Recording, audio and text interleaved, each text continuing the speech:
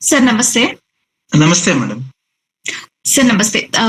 ಧಾರವಾಡ ಕಟ್ಟೆ ಧಾರವಾಡ ಈ ವೇದಿಕೆಯಲ್ಲಿ ನಡೆದಿರುವಂತಹ ಎಲ್ಲ ಗಣ್ಯ ಮಹನೀಯರಿಗೆ ಆತ್ಮೀಯವಾಗಿ ಸ್ವಾಗತವನ್ನ ಕೋರ್ತಾ, ಧಾರವಾಡ ಕಟ್ಟೆ ಶ್ರೀ ಮಹರ್ಷಿ ವಾಲ್ಮೀಕಿ ವಿಶ್ವವಿದ್ಯಾಲಯ ರಾಯಚೂರು ಹಾಗೂ ಸಿವಿಜಿ ಪಬ್ಲಿಕೇಶನ್ ಧಾರವಾಡ ಬೆಂಗಳೂರು ಇವರುಗಳ ಸಹಯೋಗದಲ್ಲಿ ಈಗಾಗಲೇ ಶೇಕ್ಸ್ಪಿಯರ್ ನಾಟಕಗಳ ಮೇಲೆ ಉಪನ್ಯಾಸ ಮಾಲಿಕೆಯನ್ನ ನಿರಂತರವಾಗಿ ಜರುಗಿಸ್ಕೊಂಡು ಬರ್ತಾ ಇದೆ.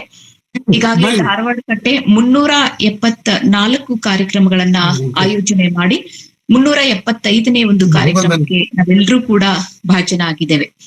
ಧಾರವಾಡ ಕಟ್ಟೆಯ ಈ ಒಂದು ವೇದಿಕೆಯಲ್ಲಿ ಇವತ್ತು ಶೇಕ್ಸ್ಪಿಯರ್ನ ಕೋರಿಯೋಲನಸ್ ನಾಟಕದ ಕುರಿತಾಗಿ ಮಾತನಾಡ್ಬೇಕು ಅಂತ ಕೇಳ್ಕೊಂಡಾಗ ನಮ್ಮ ಕರೆಯನ್ನ ಮನ್ನಿಸಿ ಇವತ್ತು ಧಾರವಾಡ ಕಟ್ಟೆಯ ವೇದಿಕೆಯಲ್ಲಿ ನಾಡಿನ ಮಹತ್ವದ ಲೇಖಕರು, ವಿಮರ್ಶಕರು ಹಾಗೇನೆ ಕನ್ನಡ ಸಾಹಿತ್ಯಕ್ಕೆ ತಮ್ಮದೇ ಆದಂತಹ ಕೊಡುಗೆಯನ್ನ ನೀಡಿದಂತಹ ಮಹನೀಯರು, ಇಂಗ್ಲಿಷ್ ಪ್ರಾಧ್ಯಾಪಕರು, ನಿವೃತ್ತರಾಗಿ ನಂತರನೂ ಕೂಡ ಸಾಹಿತ್ಯದ ಒಂದು ಚಟುವಟಿಕೆಗಳಲ್ಲಿ ತಮ್ಮನ್ನ ತಾವು ಸುದೀರ್ಘವಾಗಿ ತೊಡಗಿಸ್ಕೊಂಡಂತ ಮಹನೀಯರು ಇವತ್ತು ಈ ವೇದಿಕೆಯಲ್ಲಿ ಉಪಸ್ಥಿತ ಇದ್ದಾರೆ. ಅವರೇ ಡಾಕ್ಟರ್ ಚೆನ್ನಪ್ಪ ಕಟ್ಟಿ ಸರ್. ಸರ್, ತಮ್ಗೆ ಧಾರವಾಡ ಕಟ್ಟೆಯ ಈ ವೇದಿಕೆಯಲ್ಲಿರುವಂತಹ ಎಲ್ಲ ಮಹನೀಯರ ಪರವಾಗಿ ಹಾಗೆ ಧಾರವಾಡ ಕಟ್ಟೆಯ ಎಲ್ಲ ಬಳಗದವರ ಪರವಾಗಿ ಆತ್ಮೀಯ ಸ್ವಾಗತವನ್ನ ಕೋರ್ತೇನೆ. ಆತ್ಮೀಯ ಸ್ವಾಗತ ಸರ್. ಸ್ವಾಗತ ಸರ್. ಹಾಗೆ ಈ ಕಾರ್ಯಕ್ರಮದ ಅಧ್ಯಕ್ಷತೆಯನ್ನ ವಹಿಸಿರುವಂತ ಪ್ರೊಫೆಸರ್ ಬಸವರಾಜ್ ಡೋನೋ ಸರ್ಗೂ ಕೂಡ ಸ್ವಾಗತವನ್ನ ಕೋರ್ತೇವೆ. ಸ್ವಾಗತ ಸರ್. ಹಾಗೆ ಇಲ್ಲಿ ನಡೆದಿರುವಂತಹ ಎಲ್ಲ ಗಣ್ಯ ಮಹನೀಯರಿಗೆ ಹಾಗೆ ಹಿರಿಯರಿಗೆ, ಪದಾಧಿಕಾರಿಗಳಿಗೆ ಸ್ವಾಗತವನ್ನ ಕೋರಿ ಮತ್ತೊಮ್ಮೆ ಚೆನ್ನಪ್ಪ ಕಟ್ಟಿ ಸರ್ಗೆ ಸ್ವಾಗತವನ್ನ ಕೋರಿ ಅವರ ಮಾತುಗಳಿಗಾಗಿ ಈ ವೇದಿಕೆಯನ್ನ ಬಿಟ್ಕೊಡ್ತಾ ಇದ್ದೇವೆ. ಮೊದಲಿಗೆ ಸರ್ ನಾಟಕದ ಕುರಿತಾಗಿ 60 ನಿಮಿಷಗಳ ಕಾಲ ತಮ್ಮ ಉಪನ್ಯಾಸವನ್ನ ಮಂಡನೆ ಮಾಡ್ತಾರೆ. ತದನಂತರದಲ್ಲಿ ಅಧ್ಯಕ್ಷರ ಕೆಲವು ಪೂರಕ ಮಾತುಗಳಿರುತ್ತೆ. ಆ ನಂತರದಲ್ಲಿ ಚರ್ಚೆಗೆ ಅವಕಾಶ ಇರುತ್ತೆ. ಆ ಮಧ್ಯದಲ್ಲಿ ಏನಾದ್ರೂ ಪ್ರಶ್ನೆಗಳಿದ್ರೆ ಅಥವಾ ಪೂರಕ ಮಾತುಗಳಿದ್ರೆ ದಯವಿಟ್ಟು ಯಾರು ಕೂಡ ಆಡಿಯೋನ ಅನ್ಮ್ಯೂಟ್ ಮಾಡ್ಕೊಂಡು ಮಧ್ಯದಲ್ಲಿ ಪ್ರವೇಶ ಮಾಡದೆ ಸಹಕರಿಸಬೇಕು. ಏನಾದ್ರೂ ಪ್ರಶ್ನೆಗಳಿದ್ರೆ ತಮ್ಮ ಚಾಟ್ ಬಾಕ್ಸ್ ನಲ್ಲಿ ಹಾಕಿ ಅದನ್ನ ನಂತರದಲ್ಲಿ ಚರ್ಚೆಗೆ ಅವಕಾಶ ನೀಡಿದಂತ ಸಂದರ್ಭದಲ್ಲಿ ಆ ಪ್ರಶ್ನೆಗಳನ್ನ ಎತ್ಕೊಳ್ತೇವೆ. ಹೀಗೆ ನಿರಂತರವಾಗಿ ನಮ್ಗೆ ಸಹಕಾರವನ್ನ ನೀಡ್ತಾ ಬಂದಿದ್ದೀರಾ. ನಿಮ್ಮ ಸಹಕಾರ ಹೀಗೆ ಇರ್ಲಿ ಅಂತ ಕೇಳ್ಕೊಳ್ತೇವೆ. ಹಾಗೇನೆ ಧಾರವಾಡ ಕಟ್ಟೆಯ ಯೂಟ್ಯೂಬ್ ಚಾನಲ್, ಧಾರವಾಡ ಕಟ್ಟೆಯ ಪ್ರತಿಯೊಂದು ಕಾರ್ಯಕ್ರಮಗಳನ್ನು ಕೂಡ ನಿರಂತರವಾಗಿ ನಡೀತಾ ಇರುತ್ತೆ. ಧಾರವಾಡ ಕಟ್ಟೆ ಕಚೇರಿನಲ್ಲಿ ಯೂಟ್ಯೂಬ್ ಸ್ಟುಡಿಯೋದಲ್ಲಿ ಆಗುವಂತ ಆಫ್ಲೈನ್ ಕಾರ್ಯಕ್ರಮಗಳನ್ನು ಕೂಡ ನೇರ ಪ್ರಸಾರಗೊಳ್ತಾ ಇರುತ್ತೆ. ಧಾರವಾಡ ಕಟ್ಟೆ ಅಂತ ಹೊಡೆದ್ರೆ ತಮ್ಗೆ ಅದರ ಸಬ್ಸ್ಕ್ರಿಪ್ಷನ್ ಸಿಗುತ್ತೆ. ದಯವಿಟ್ಟು ಅದನ್ನ ಸಬ್ಸ್ಕ್ರೈಬ್ ಮಾಡ್ಕೊಳ್ಳಿ. ಮತ್ತೆ ಅಷ್ಟು ಕಾರ್ಯಕ್ರಮಗಳನ್ನ ವೀಕ್ಷಣೆ ಮಾಡಿ ತಮ್ಮ ಸಲಹೆ ಸೂಚನೆಗಳನ್ನ ಎದುರು ಕೊಡ್ಬೇಕು ಅಂತ ಈ ಮೂಲಕ ಕೇಳ್ಕೊಳ್ತಾ ಮತ್ತೊಮ್ಮೆ ಸರ್ಗೆ ಸ್ವಾಗತ ಕೋರಿ ಈ ವೇದಿಕೆಯನ್ನ ಅವರ ಮಾತುಗಳಿಗಾಗಿ ಬಿಟ್ಕೊಡ್ತಾ ಇದ್ದೇನೆ. ಸರ್, ಈಗ ತಮ್ಮ ಮಾತು. ಎಲ್ಲರಿಗೂ ನಮಸ್ಕಾರ. ಧಾರವಾಡ ಕಟ್ಟೆ ಹಾಗೂ ರಾಯಚೂರಿನ ಶ್ರೀ ಮಹರ್ಷಿ ವಾಲ್ಮೀಕಿ ವಿಶ್ವವಿದ್ಯಾಲಯ ಹಾಗೂ ಬೆಂಗಳೂರಿನ ಸಿವಿಜಿ ಪಬ್ಲಿಕೇಶನ್ ಇವರ ಸಹಯೋಗದಲ್ಲಿ ಆಯೋಜನೆಗೊಳ್ಳುತ್ತಿರುವಂತಹ ಇಂದಿನ ಈ ಕಾರ್ಯಕ್ರಮದ ಶೇಕ್ಸ್ಪಿಯರ್ನ ಒಟ್ಟು ನಾಟಕಗಳ ಕುರಿತು ವಾರಕ್ಕೊಂದು ಸಾರಿ ಹಮ್ಮಿಕೊಳ್ಳುವ ಈ ಯೋಜನೆಯ 375ನೇ ಈ ಕಾರ್ಯಕ್ರಮಕ್ಕೆ ತಮಗೆಲ್ಲರಿಗೂ ಸ್ವಾಗತ. ವಿಶೇಷವಾಗಿ ಈ ಧಾರವಾಡ ಕಟ್ಟೆಯ ಒಂದು ಸಾಂಸ್ಕೃತಿಕ ಮತ್ತು ಸಾಹಿತ್ಯಿಕ ಒಂದು ಸಂಸ್ಥೆಯನ್ನ ಅದರ ಸಂಸ್ಥಾಪಕರಾಗಿ ಕಾರ್ಯನಿರ್ವಹಿಸುತ್ತಿರುವಂತಹ ಪ್ರೀತಿಯ ಡಾಕ್ಟರ್ ಬಸವರಾಜ್ ಡೋನೂರ್ ಅವರೇ, ಅದೇ ತೆರನಾಗಿ ಈ ಧಾರವಾಡ ಕಟ್ಟೆಯ ಪ್ರಧಾನ ಕಾರ್ಯದರ್ಶಿಗಳು ಇದೀಗ ತಾನೇ ಸ್ವಾಗತವನ್ನು ಕೋರಿತಕ್ಕಂತ ಡಾಕ್ಟರ್ ವಿಜಯಲಕ್ಷ್ಮಿ ದಾನ್ ರೆಡ್ಡಿ ಅವರೇ, ಅದೇ ತೆರನಾಗಿ ಆಯೋಜನಾ ಸಮಿತಿಯ ಡಾಕ್ಟರ್ ಪ್ರಶಾಂತ್ ಮಾಂಡ್ರೆ ಅವರೇ ಹಾಗೂ ಬಸವರಾಜ್ ಸ್ವಾಮಿ ಅವರೇ, ಇವತ್ತಿನ ಗೂಗಲ್ ಮೀಟ್ ನಲ್ಲಿ ವೀಕ್ಷಣೆಗೆ ಸೇರಿಕೊಂಡಿರ್ತಕ್ಕಂಥ ಸರ್ವ ಪ್ರೇಕ್ಷಕರೇ, ತಮಗೆಲ್ಲರಿಗೂ ನಮಸ್ಕಾರಗಳು. ಡಾಕ್ಟರ್ ವಿಜಯಲಕ್ಷ್ಮಿ ದಾನ್ ರೆಡ್ಡಿ ಅವರು 1 ಗಂಟೆಯವರೆಗೆ 60 ನಿಮಿಷಗಳವರೆಗೆ ಮಾತನಾಡ್ಬೇಕಂತ ಹೇಳಿದ್ರು. ಅಷ್ಟು ಮಾತಾಡ್ತೀನೋ ಎಲ್ಲೋ ಗೊತ್ತಿಲ್ಲ. ಒಟ್ಟಾರೆ ಒಂದಿಷ್ಟು ಕಾಲ ತಮ್ಮೊಂದಿಗೆ ನನ್ನ ಈ ನಾಟಕದ ಕುರಿತು, ಈ ರುದ್ರ ನಾಟಕದ ಕುರಿತು ಕೆಲವು ಚಿಂತನೆಗಳನ್ನು ತಮ್ಮೊಂದಿಗೆ ಹಂಚಿಕೊಳ್ಳಿಕ್ ಬಯಸ್ತೇನೆ. ಆತ್ಮೀಯರೇ, ವಿಲಿಯಂ ಶೇಕ್ಸ್ಪಿಯರ್ ರಚಿಸಿದ, ಕೆಲವು ಜನ 11 ಅಂತಾರೆ, ಇನ್ ಕೆಲವು ಜನ 12 ಅಂತಾರೆ, ಒಟ್ಟು 11 ಅಥವಾ 12 ರುದ್ರ ನಾಟಕಗಳಲ್ಲಿ ಕೊನೆಯದಾಗಿ ರಚನೆ ಮಾಡಿರುವಂತಹ ಈ ನಾಟಕ ಕೋರಿಯೋಲೆನಸ್, ರುದ್ರ ನಾಟಕ ಕೋರಿಯೋಲೆನಸ್.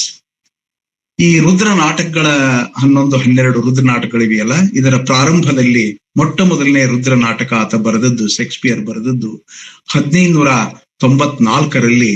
ಆತ ಟೈಟಸ್ ಆಂಟಿಯೋನಿಕಸ್ ಅನ್ನುವಂತ ಒಂದು ರುದ್ರ ನಾಟಕ ಬರವಣಿಗೆಯೊಂದಿಗೆ ರೋಮ್ ಬ್ಯಾಕ್ ಗ್ರೌಂಡ್, ಅದರ ಆವರಣವನ್ನು ಇಟ್ಕೊಂಡು ರಚನೆ ಮಾಡಿರ್ತಕ್ಕಂಥ ಒಂದು ನಾಟಕ. ಅಲ್ಲಿಂದ ಆತನ ರುದ್ರ ನಾಟಕಗಳ ಬರವಣಿಗೆಯ ರಚನೆಯ ಹಂತ ಪ್ರಾರಂಭ ಆಗುತ್ತೆ.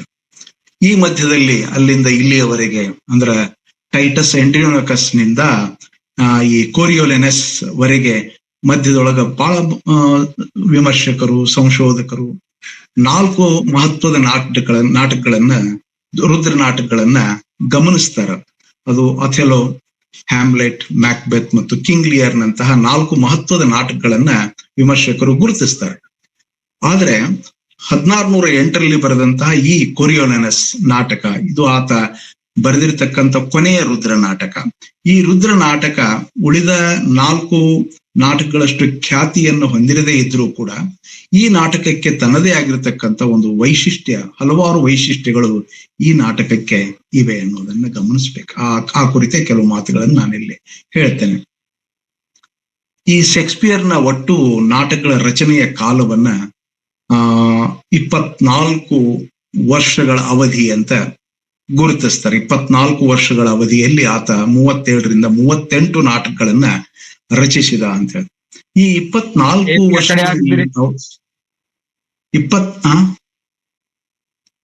ಈ ಅವಧಿಯಲ್ಲಿ ಆತ ರಚಿಸಿರ್ತಕ್ಕಂಥ 37-38 ನಾಟಕಗಳು ಹೇಗೆ ಸಾಧ್ಯ ಆಯಿತು ಶೇಕ್ಸ್ಪಿಯರ್ಗೆ ಅನ್ನುವಂಥದ್ದು ಎಲ್ಲ ವಿಮರ್ಶಕರಿಗೆ ಒಂದು ಕುತೂಹಲದ ಬೆರಗಿನ ಒಂದು ಸಂಗತಿಯಾಗಿದೆ. ಅವನ ಈ ನಾಟಕ ರಚನೆಯ ಕುರಿತು ಒಂದು ಮಾತನ್ನ ವಿಮರ್ಶಕರು ಹೇಳ್ತಾರೆ. ಆತ ಸ್ವತಃ ಯಾವುದೇ ಪ್ಲಾಟ್ಗಳನ್ನ ರಚನೆ ಮಾಡಲಿಕ್ಕೆ, ನಿರ್ಮಿಸ್ಲಿಕ್ಕೆ ಹೋಗ್ಲಿಲ್ಲ. ಈಗಾಗಲೇ ಇರುವಂತಹ ಮೂಲ ಆಕರಗಳನ್ನ, ಆ ಆಕರಗಳನ್ನ ಇಟ್ಕೊಂಡು, ಆ ವಸ್ತುವನ್ನ ಇಟ್ಕೊಂಡು ನಾಟಕ ತನ್ನದೇ ಆಗಿರ್ತಕ್ಕಂಥ ಒಂದು ಸತ್ವಯುತವಾದಂತ ನಾಟಕವನ್ನ ಶೇಕ್ಸ್ಪಿಯರ್ ರಚನೆ ಮಾಡ್ತಿದ್ದ ಅಂತ ವಿಮರ್ಶಕರೆಲ್ಲ ಚರ್ಚೆ ಮಾಡ್ತಾ ಇದ್ದಾರೆ. ಯಾಕೆ ಇಷ್ಟು ಒತ್ತಡದೊಳಗೆ ಶೇಕ್ಸ್ಪಿಯರ್ ಇದ್ದ ಅಂತಂದ್ರೆ, ಆತ ಲಾರ್ಡ್ ಚಂಬರ್ಲೈನ್ಸ್ ಮೆನ್ ಅಥವಾ ನಂತರ ಕಿಂಗ್ಸ್ ಮೆನ್ ಅಂತ ಹೆಸರು ಪಡೆದಿರ್ತಕ್ಕಂಥ ಥಿಯೇಟರ್ ಏನಿದೆಯಲ್ಲ, ಆ ಥಿಯೇಟರ್ದ ಒಂದು ಭಾಗವಾಗಿನೇ ಆತ ಇದ್ದ. ಗ್ಲೋಬ್ ಥಿಯೇಟರ್ ನಲ್ಲಿ ಆ ಕಂಪನಿಯ ಒಂದು ಭಾಗವಾಗಿದ್ದ. ಗ್ಲೋಬ್ ಥಿಯೇಟರ್ ನಲ್ಲಿ ಆ ನಾಟಕಗಳನ್ನು ಮೇಲಿನ ಮೇಲೆ ಆಡಿಸ್ಬೇಕಾಗ್ತಿತ್ತು. ಹೀಗಾಗಿ ಸ್ವತಃ ಒಂದು ವಸ್ತುವನ್ನ ನಿರ್ಮಾಣ ಮಾಡಿಕೊಂಡು, ಶೋಧ ಮಾಡಿಕೊಂಡು ಅವುಗಳನ್ನ ಬರಿತಾ ಕೂಡೋದಕ್ಕಿಂತ ಈಗಾಗಲೇ ಇರುವಂತಹ ಆಕರಗಳನ್ನ ಬಳಸಿಕೊಂಡು ಆತ ಏನ್ ಮಾಡ್ತಿದ್ದ ಅಂದ್ರೆ ಮೇಲಿಂದ ಮೇಲೆ ನಾಟಕಗಳ ರಚನೆಯನ್ನ ಮಾಡಿ ಆತ ಕೊಡ್ತಿದ್ದ ಅನ್ನೋದು ತಮಗೆಲ್ಲ ಗೊತ್ತಿರುವಂತ ಸಂಗತಿ. ಈ ಕೋರಿಯೋಲೆನಸ್ ನಾಟಕಕ್ಕೆ, ಹಲವಾರು ನಾಟಕಗಳಿಗೆ ಮೂಲ ಆಕರವಾಗಿರುವಂತೆ ಈ ಕೋರಿಯೋಲೆನಸ್ ನಾಟಕಕ್ಕೂ ಕೂಡ ಥಾಮಸ್ ನಾರ್ತ್ ಅನುವಾದ ಮಾಡಿರುವಂತಹ ಪ್ಲೂಟಾರ್ಕನ lives of noble Grecians and Romans ಅನ್ನುವಂತಹ ಒಂದು ಐತಿಹಾಸಿಕ ಒಂದು ಕೃತಿಯ ಆಧಾರ, ಅದನ್ನ ಆಕರವಿಟ್ಕೊಂಡು ಆತ ಈ ನಾಟಕ, ಅದರೊಳಗೆ ಮತ್ತ ವಿಶೇಷವಾಗಿ ಒಂದು ಲೈಫ್ ಆಫ್ ಕಯಸ್ ಮಾರ್ಷಿಯಸ್ ಅನ್ನುವಂತ ಒಂದು ಭಾಗ, ಈ ಇಡೀ ಏನು ಪ್ಲೂಟಾರ್ಕನ lives of noble Grecians and Romans, ಈ ಒಂದು ಮಹತ್ವದ ಕೃತಿಯ ಒಂದು ಭಾಗ ಲೈಫ್ ಆಫ್ ಕಯಸ್ ಮಾರ್ಷಿಯಸ್ ಅನ್ನುವಂತ ಆ ಒಂದು ಭಾಗವನ್ನ ಅದಕ್ಕೆ ಮೂಲ ಆಕರವಾಗಿ ಇಟ್ಕೊಂಡು ಆತ ನೇರವಾಗಿ ಅಲ್ಲಿಂದ ಕಥನವನ್ನ ಎತ್ಕೊಂಡು ಈ ನಾಟಕವನ್ನ ರಚಿಸಿದ್ದಾನೆ. ಅದೇ ತೆರನಾಗಿ ಇದಕ್ಕೊಂದು ಸೆಕೆಂಡರಿ ಸೋರ್ಸ್, ಎರಡನೆಯ ಸೋರ್ಸ್ ಆಗಿ ಆಕರವಾಗಿ ಆತ ಲಿವಿಸ್ ಬರೆದಿರುವಂತಹ ಹಿಸ್ಟ್ರಿ ಆಫ್ ರೋಮ್ ಅನ್ನುವಂತಹ ಆಕೃತಿಯನ್ನು ಕೂಡ ಅದಕ್ಕೂ ಕೂಡ ಆತ ಋಣಿಯಾಗಿದ್ದಾನೆ ಅಂತ ಗಮನಿಸ್ಬೇಕು. ಅದೇ ತೆರನಾಗಿ ಆ ಈ ಕಥೆ ನಡೆಯೋದು 4-5ನೇ ಶತಮಾನದ ಒಂದು ಆವರಣದಲ್ಲಿದ್ರೂ ಕೂಡ ಈ ಕಥೆಯನ್ನ ಬರೆಯುವ ಸಂದರ್ಭದೊಳಗ 1607 ಸಂದರ್ಭದೊಳಗೆ ಇಂಗ್ಲೆಂಡ್ ನಲ್ಲಿ ಒಂದು ಆ ಒಂದು ಘಟನೆ, ಅದಕ್ಕೆ ದಿ ಮಿಡ್ಲ್ಯಾಂಡ್ ರಿವೋಲ್ಟ್ ಅಂತ ಒಂದು ಬಹಳ ಪ್ರಸಿದ್ಧವಾದಂತ ಒಂದು ಘಟನೆ. ಅದೊಂದು ಅಂದ್ರೆ ಇಂಗ್ಲೆಂಡ್ ನಲ್ಲಿ ಭೀಕರ ಬರಗಾಲ ಬಿದ್ದು ರೈತರು ದಂಗೆ ಏಳುವಂತ ಒಂದು ಸನ್ನಿವೇಶ. 1607 ದಂಗೆ ಎದ್ದಂತಹ ಒಂದು ಬ್ಯಾಕ್ ಗ್ರೌಂಡ್ ಅನ್ನು ಇಟ್ಕೊಂಡು ಈ ಕಥೆಗೆ ಒಂದಿಷ್ಟು ಅಂತದೊಂದು ಸಣ್ಣ ಘಟನೆ ಅಲ್ಲಿತ್ತು. ಇಲ್ಲಿಯ ಘಟನೆಯನ್ನೇ ಎತ್ತಿ ಅಲ್ಲಿಗೆ ಬಳಸಿಕೊಳ್ಳುವಂಥದ್ದನ್ನು ಕೂಡ ನಾವು ಗಮನಿಸ್ಬೇಕು. ಅದೇ ತೆರನಾಗಿ ಇಂಗ್ಲೆಂಡದ ಜೇಮ್ಸ್ ದೊರೆ, ಆತನ ಕುರಿತಾದಂತಹ ಕೆಲವು ಆತನ ಒಂದು ಸಿದ್ಧಾಂತ, ಆತನ ಒಂದು ನಿಲುವು ಕೂಡ ಅಂದ್ರೆ ಈತನ ಕಾಲಘಟ್ಟದ ಜೇಮ್ಸ್ ದೊರೆ ಆತನ ವ್ಯಕ್ತಿತ್ವವನ್ನು ತಗೊಂಡು ಏನ್ ಮಾಡ್ತಾನಂತಂದ್ರೆ ಶೇಕ್ಸ್ಪಿಯರ್ ತನ್ನ ನಾಟಕದ ಪ್ರೊಟ್ಯಾಗೊನಿಸ್ಟ್ ಆಗಿರ್ತಕ್ಕಂಥ ಕೊರಿಯೋಲಿನಸ್ ಕೂಡ ಒಂದು ರೀತಿಯೊಳಗ ಸಮೀಕರಿಸುವಂತ ಪ್ರಯತ್ನವನ್ನ ಆತ ಮಾಡ್ತಾನೆ. ಏನಿದು ಜೇಮ್ಸ್ ದೊರೆ, ಈತ ಹೇಳಿದ ಮಾತು ಏನು ಅಂತಂದ್ರೆ, kings are god's lieutenants on earth. ದೊರೆಗಳು ಅಂತಂದ್ರೆ ಅವರು ಗಾಡ್ಸ್ ಲೆಫ್ಟಿನೆಂಟ್ ಇದ್ದಂಗೆ ಈ ಭೂಮಿ ಮೇಲೆ ಎನ್ನುವಂತ ಒಂದು ಆತನ ತತ್ವ ಸಿದ್ಧಾಂತ. ಇನ್ನೊಂದು, kings are accountable only to God. ದೊರೆ ಇದ್ದವ ಯಾರಿಗೆ ಅಕೌಂಟೇಬಲ್ ಅಂದ್ರೆ ದೇವರಿಗಷ್ಟೇ ಉತ್ತರಿಸ್ಬೇಕು, ಜನಸಾಮಾನ್ಯರಿಗೆ ಉತ್ತರಿಸುವಂತೆ ಇಲ್ಲ ಅನ್ನುವಂತ ಒಂದು ನಿಲುವು ತತ್ವ ಆತನದಾಗಿತ್ತು. ಅದನ್ನು ಕೂಡ ಏನ್ ಮಾಡ್ತಾನಂತಂದ್ರೆ ಅಲ್ಲಿ ಆತ ಬಳಸಿಕೊಳ್ಳುವಂತ ಈ ಕಥೆಗೆ ಅದನ್ನೊಂದು ಸಮೀಕರಿಸಿ ನೋಡುವಂತದ್ದನ್ನ ಪ್ರಯತ್ನ ಶೇಕ್ಸ್ಪಿಯರ್ ಮಾಡಿದಾನೆ. ಈ ಶೇಕ್ಸ್ಪಿಯರ್ನ ನಾಟಕ ರಚನಾ ಕೌಶಲದ ಕುರಿತು ವಿಮರ್ಶಕರು ಒಂದು ಮಾತನ್ನ ಹೇಳ್ತಾರೆ. ಒಂದು ನುಡಿಗಟ್ಟನ್ನ ಬಳಸ್ತಾರೆ. ಏನದು ನುಡಿಗಟ್ಟು ಅಂತಂದ್ರೆ ರಿವೈವಿಂಗ್ ದಿ ಡೆಡ್ ಅಂತ. ಗತಿಸಿ ಹೋದದ್ದನ್ನ, ಜೀವವಿಲ್ಲದಕ್ಕೆ ಮತ್ತದಕ್ಕ ಮರುಜನ್ಮ ಕೊಡುವಂತಹ ಕೆಲಸವನ್ನ ಶೇಕ್ಸ್ಪಿಯರ್, ಗತಿಸಿ ಹೋದದ್ದಕ್ಕೆ ವರ್ತಮಾನಕ್ಕೆ ತಂದು ನಿಲ್ಲಿಸುವಂತ ಒಂದು ಆ ಒಂದು ಸಂಗತಿಯನ್ನು ಹೇಳೋದಕ್ಕಾಗಿ ರಿವೈವಿಂಗ್ ದಿ ಡೆಡ್ ಅನ್ನುವಂತ ನುಡಿಗಟ್ಟನ್ನ ಬಳಸಿ ಶೇಕ್ಸ್ಪಿಯರ್ನ ಕಥನ ಕೌಶಲವನ್ನು, ನಾಟಕ ರಚನಾ ಕೌಶಲದ ಕುರಿತು ಮಾತಾಡ್ತಾರೆ. ಒಂದ್ ಅರ್ಥದೊಳಗ ಈ ಮೃಣ್ಮಯಕ್ಕೆ ಒಂದು ರೀತಿಯ ಜೀವವನ್ನ ನೀಡುವಂತ ಕೆಲಸವನ್ನ ಅಂತದ್ದೊಂದು ಮಹಾಮಾಂತ್ರಿಕ ಆತ. ಯಾವುದು ಮೃಣ್ಮಯ ಇರ್ತೈತೋ ಆ ಮೃಣ್ಮಯವನ್ನ ಜೀವಂತಗೊಳಿಸುವಂತಹ ಕೆಲಸವನ್ನ ಶೇಕ್ಸ್ಪಿಯರ್ ಮಾಡ್ತಾರೆ. ಅವನಿಗೆ ಕೆಲವು ಜನರು ಇಂಥ ಮಾತನ್ನ ಬಳಸ್ತಾರ. ಅವನೊಬ್ಬ ಮೃತ ಸಂಜೀವಕ ಅಂತ ಹೇಳ್ತಾರೆ. ಮೃತ ಸಂಜೀವಕ ಅಂದ್ರೆ ಮೃತಕ್ಕೆ ಸಂಜೀವಿನಿಯನ್ನ ತರುವಂತ, ಗತಿಸಿ ಹೋದದ್ದಕ್ಕೆ ವರ್ತಮಾನದ ಒಂದು ಸನ್ನಿವೇಶವನ್ನ ಜೋಡಿಸಿಕೊಂಡು ವರ್ತಮಾನಕ್ಕೆ ಅರ್ಥವಾಗುವ ಹಾಗೆ, ವರ್ತಮಾನಕ್ಕೆ ಅರ್ಥಪೂರ್ಣವಾಗುವ ಹಾಗೆ ಆ ಕಥೆಯನ್ನ ಕಟ್ತಿದ್ದ. ಆ ಕಾರಣಕ್ಕಾಗಿ ಅವನಿಗೆ ಮೃತ ಸಂಜೀವಕ ಅಂತ ಕರೀತಾರೆ ಅನ್ನೋದನ್ನ. ಈ ಪ್ಲೂಟಾರ್ಕ್ ಏನು ಇತಿಹಾಸ ಚರಿತ್ರಕಾರ ಇದನ್ಲ, ಅವನಿಗೆ ಎಷ್ಟು ಆತ ಶೇಕ್ಸ್ಪಿಯರ್ ಈ ನಾಟಕ ರಚನೆಯ ಸಂದರ್ಭದೊಳಗ ಋಣಿಯಾಗಿದ್ದಾನೆ ಅಂತಂದ್ರೆ, ಅದೇನು ಲೈಫ್ ಆಫ್ ಕಯಸ್ ಮಾರ್ಷಿಯಸ್ ಇತ್ತಲ್ಲ, ಆ ಒಂದು ಭಾಗದ 550 ಸಾಲುಗಳನ್ನ ನೇರವಾಗಿ ಅಲ್ಲಿಂದ ಎತ್ಕೊಂಡು ಈ ನಾಟಕಕ್ಕೆ ಬಳಸಿಕೊಂಡಿದ್ದಾನೆ ಅಂತ ವಿಮರ್ಶಕರು, ಸಂಶೋಧಕರು ಅದನ್ನ ಗುರುತಿಸಿದ್ದಾರೆ. ಈ ಯಾಕೆ ಮೇಲಿಂದ ಮೇಲೆ ಪ್ಲೂಟಾರ್ಕ್ನಿಗೆ ಈತ ಋಣಿ ಆಗ್ತಿದ್ದ ಅನ್ನೋದಕ್ಕೊಂದು ಸಂಗತಿ ಇದೆ. ಪ್ಲೂಟಾರ್ಕ್ ಚರಿತ್ರೆಯನ್ನು ಸುಮ್ಮನೆ ಒಂದು ಇವೆಂಟ್ಸ್ಗಳ ಅರ್ಥದೊಳಗೆ, ಒಂದು ಘಟನೆಗಳ ಒಂದು ಸರಮಾಲಿ ಅನ್ನುವ ಹಾಗೆ ಆತ ಬರೀತಿದ್ದಿಲ್ಲ.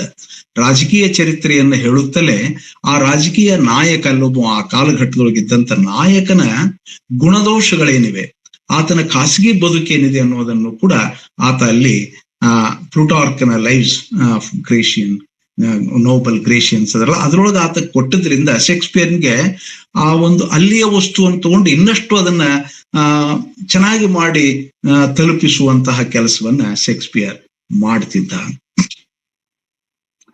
ಕೊರಿಯೋಲಿನಸ್ ಇದನ್ನ ಶೇಕ್ಸ್ಪಿಯರ್ನ ಇನ್ನೊಂದು ರೀತಿಯೊಳಗೆ ಇದನ್ನ ವರ್ಗೀಕರಣ ಮಾಡ್ತಾರೆ. ಶೇಕ್ಸ್ಪಿಯರ್ ಬರೆದಂತಹ ರೋಮನ್ ಪ್ಲೇಸ್ ಅಂತೀವಿಯಲ್ಲ, ಅದರಲ್ಲಿ ಇದು ಒಂದು ಕೂಡ ಅಂತ ಹೇಳ್ತಾರೆ. ರೋಮನ್ ಪ್ಲೇಸ್ಗಳಲ್ಲಿ ಮುಖ್ಯವಾಗಿ Julius Caesar, Titus Andronicus, Antony and Cleopatra, ಈ 3 ಪ್ಲಸ್ ಇದೊಂದು ಕೊರಿಯೋಲಿನಸ್, ಈ 4 ನಾಟಕಗಳನ್ನ ರೋಮನ್ ಪ್ಲೇಸ್ ಅಂತ ಕರೀತಾರೆ. ಅಂತ ಒಂದು ರೋಮನ್ ಪ್ಲೇಗಳಲ್ಲಿ ಈ ಕೊರಿಯೋಲಿನಸ್ ಕೂಡ ಒಂದು.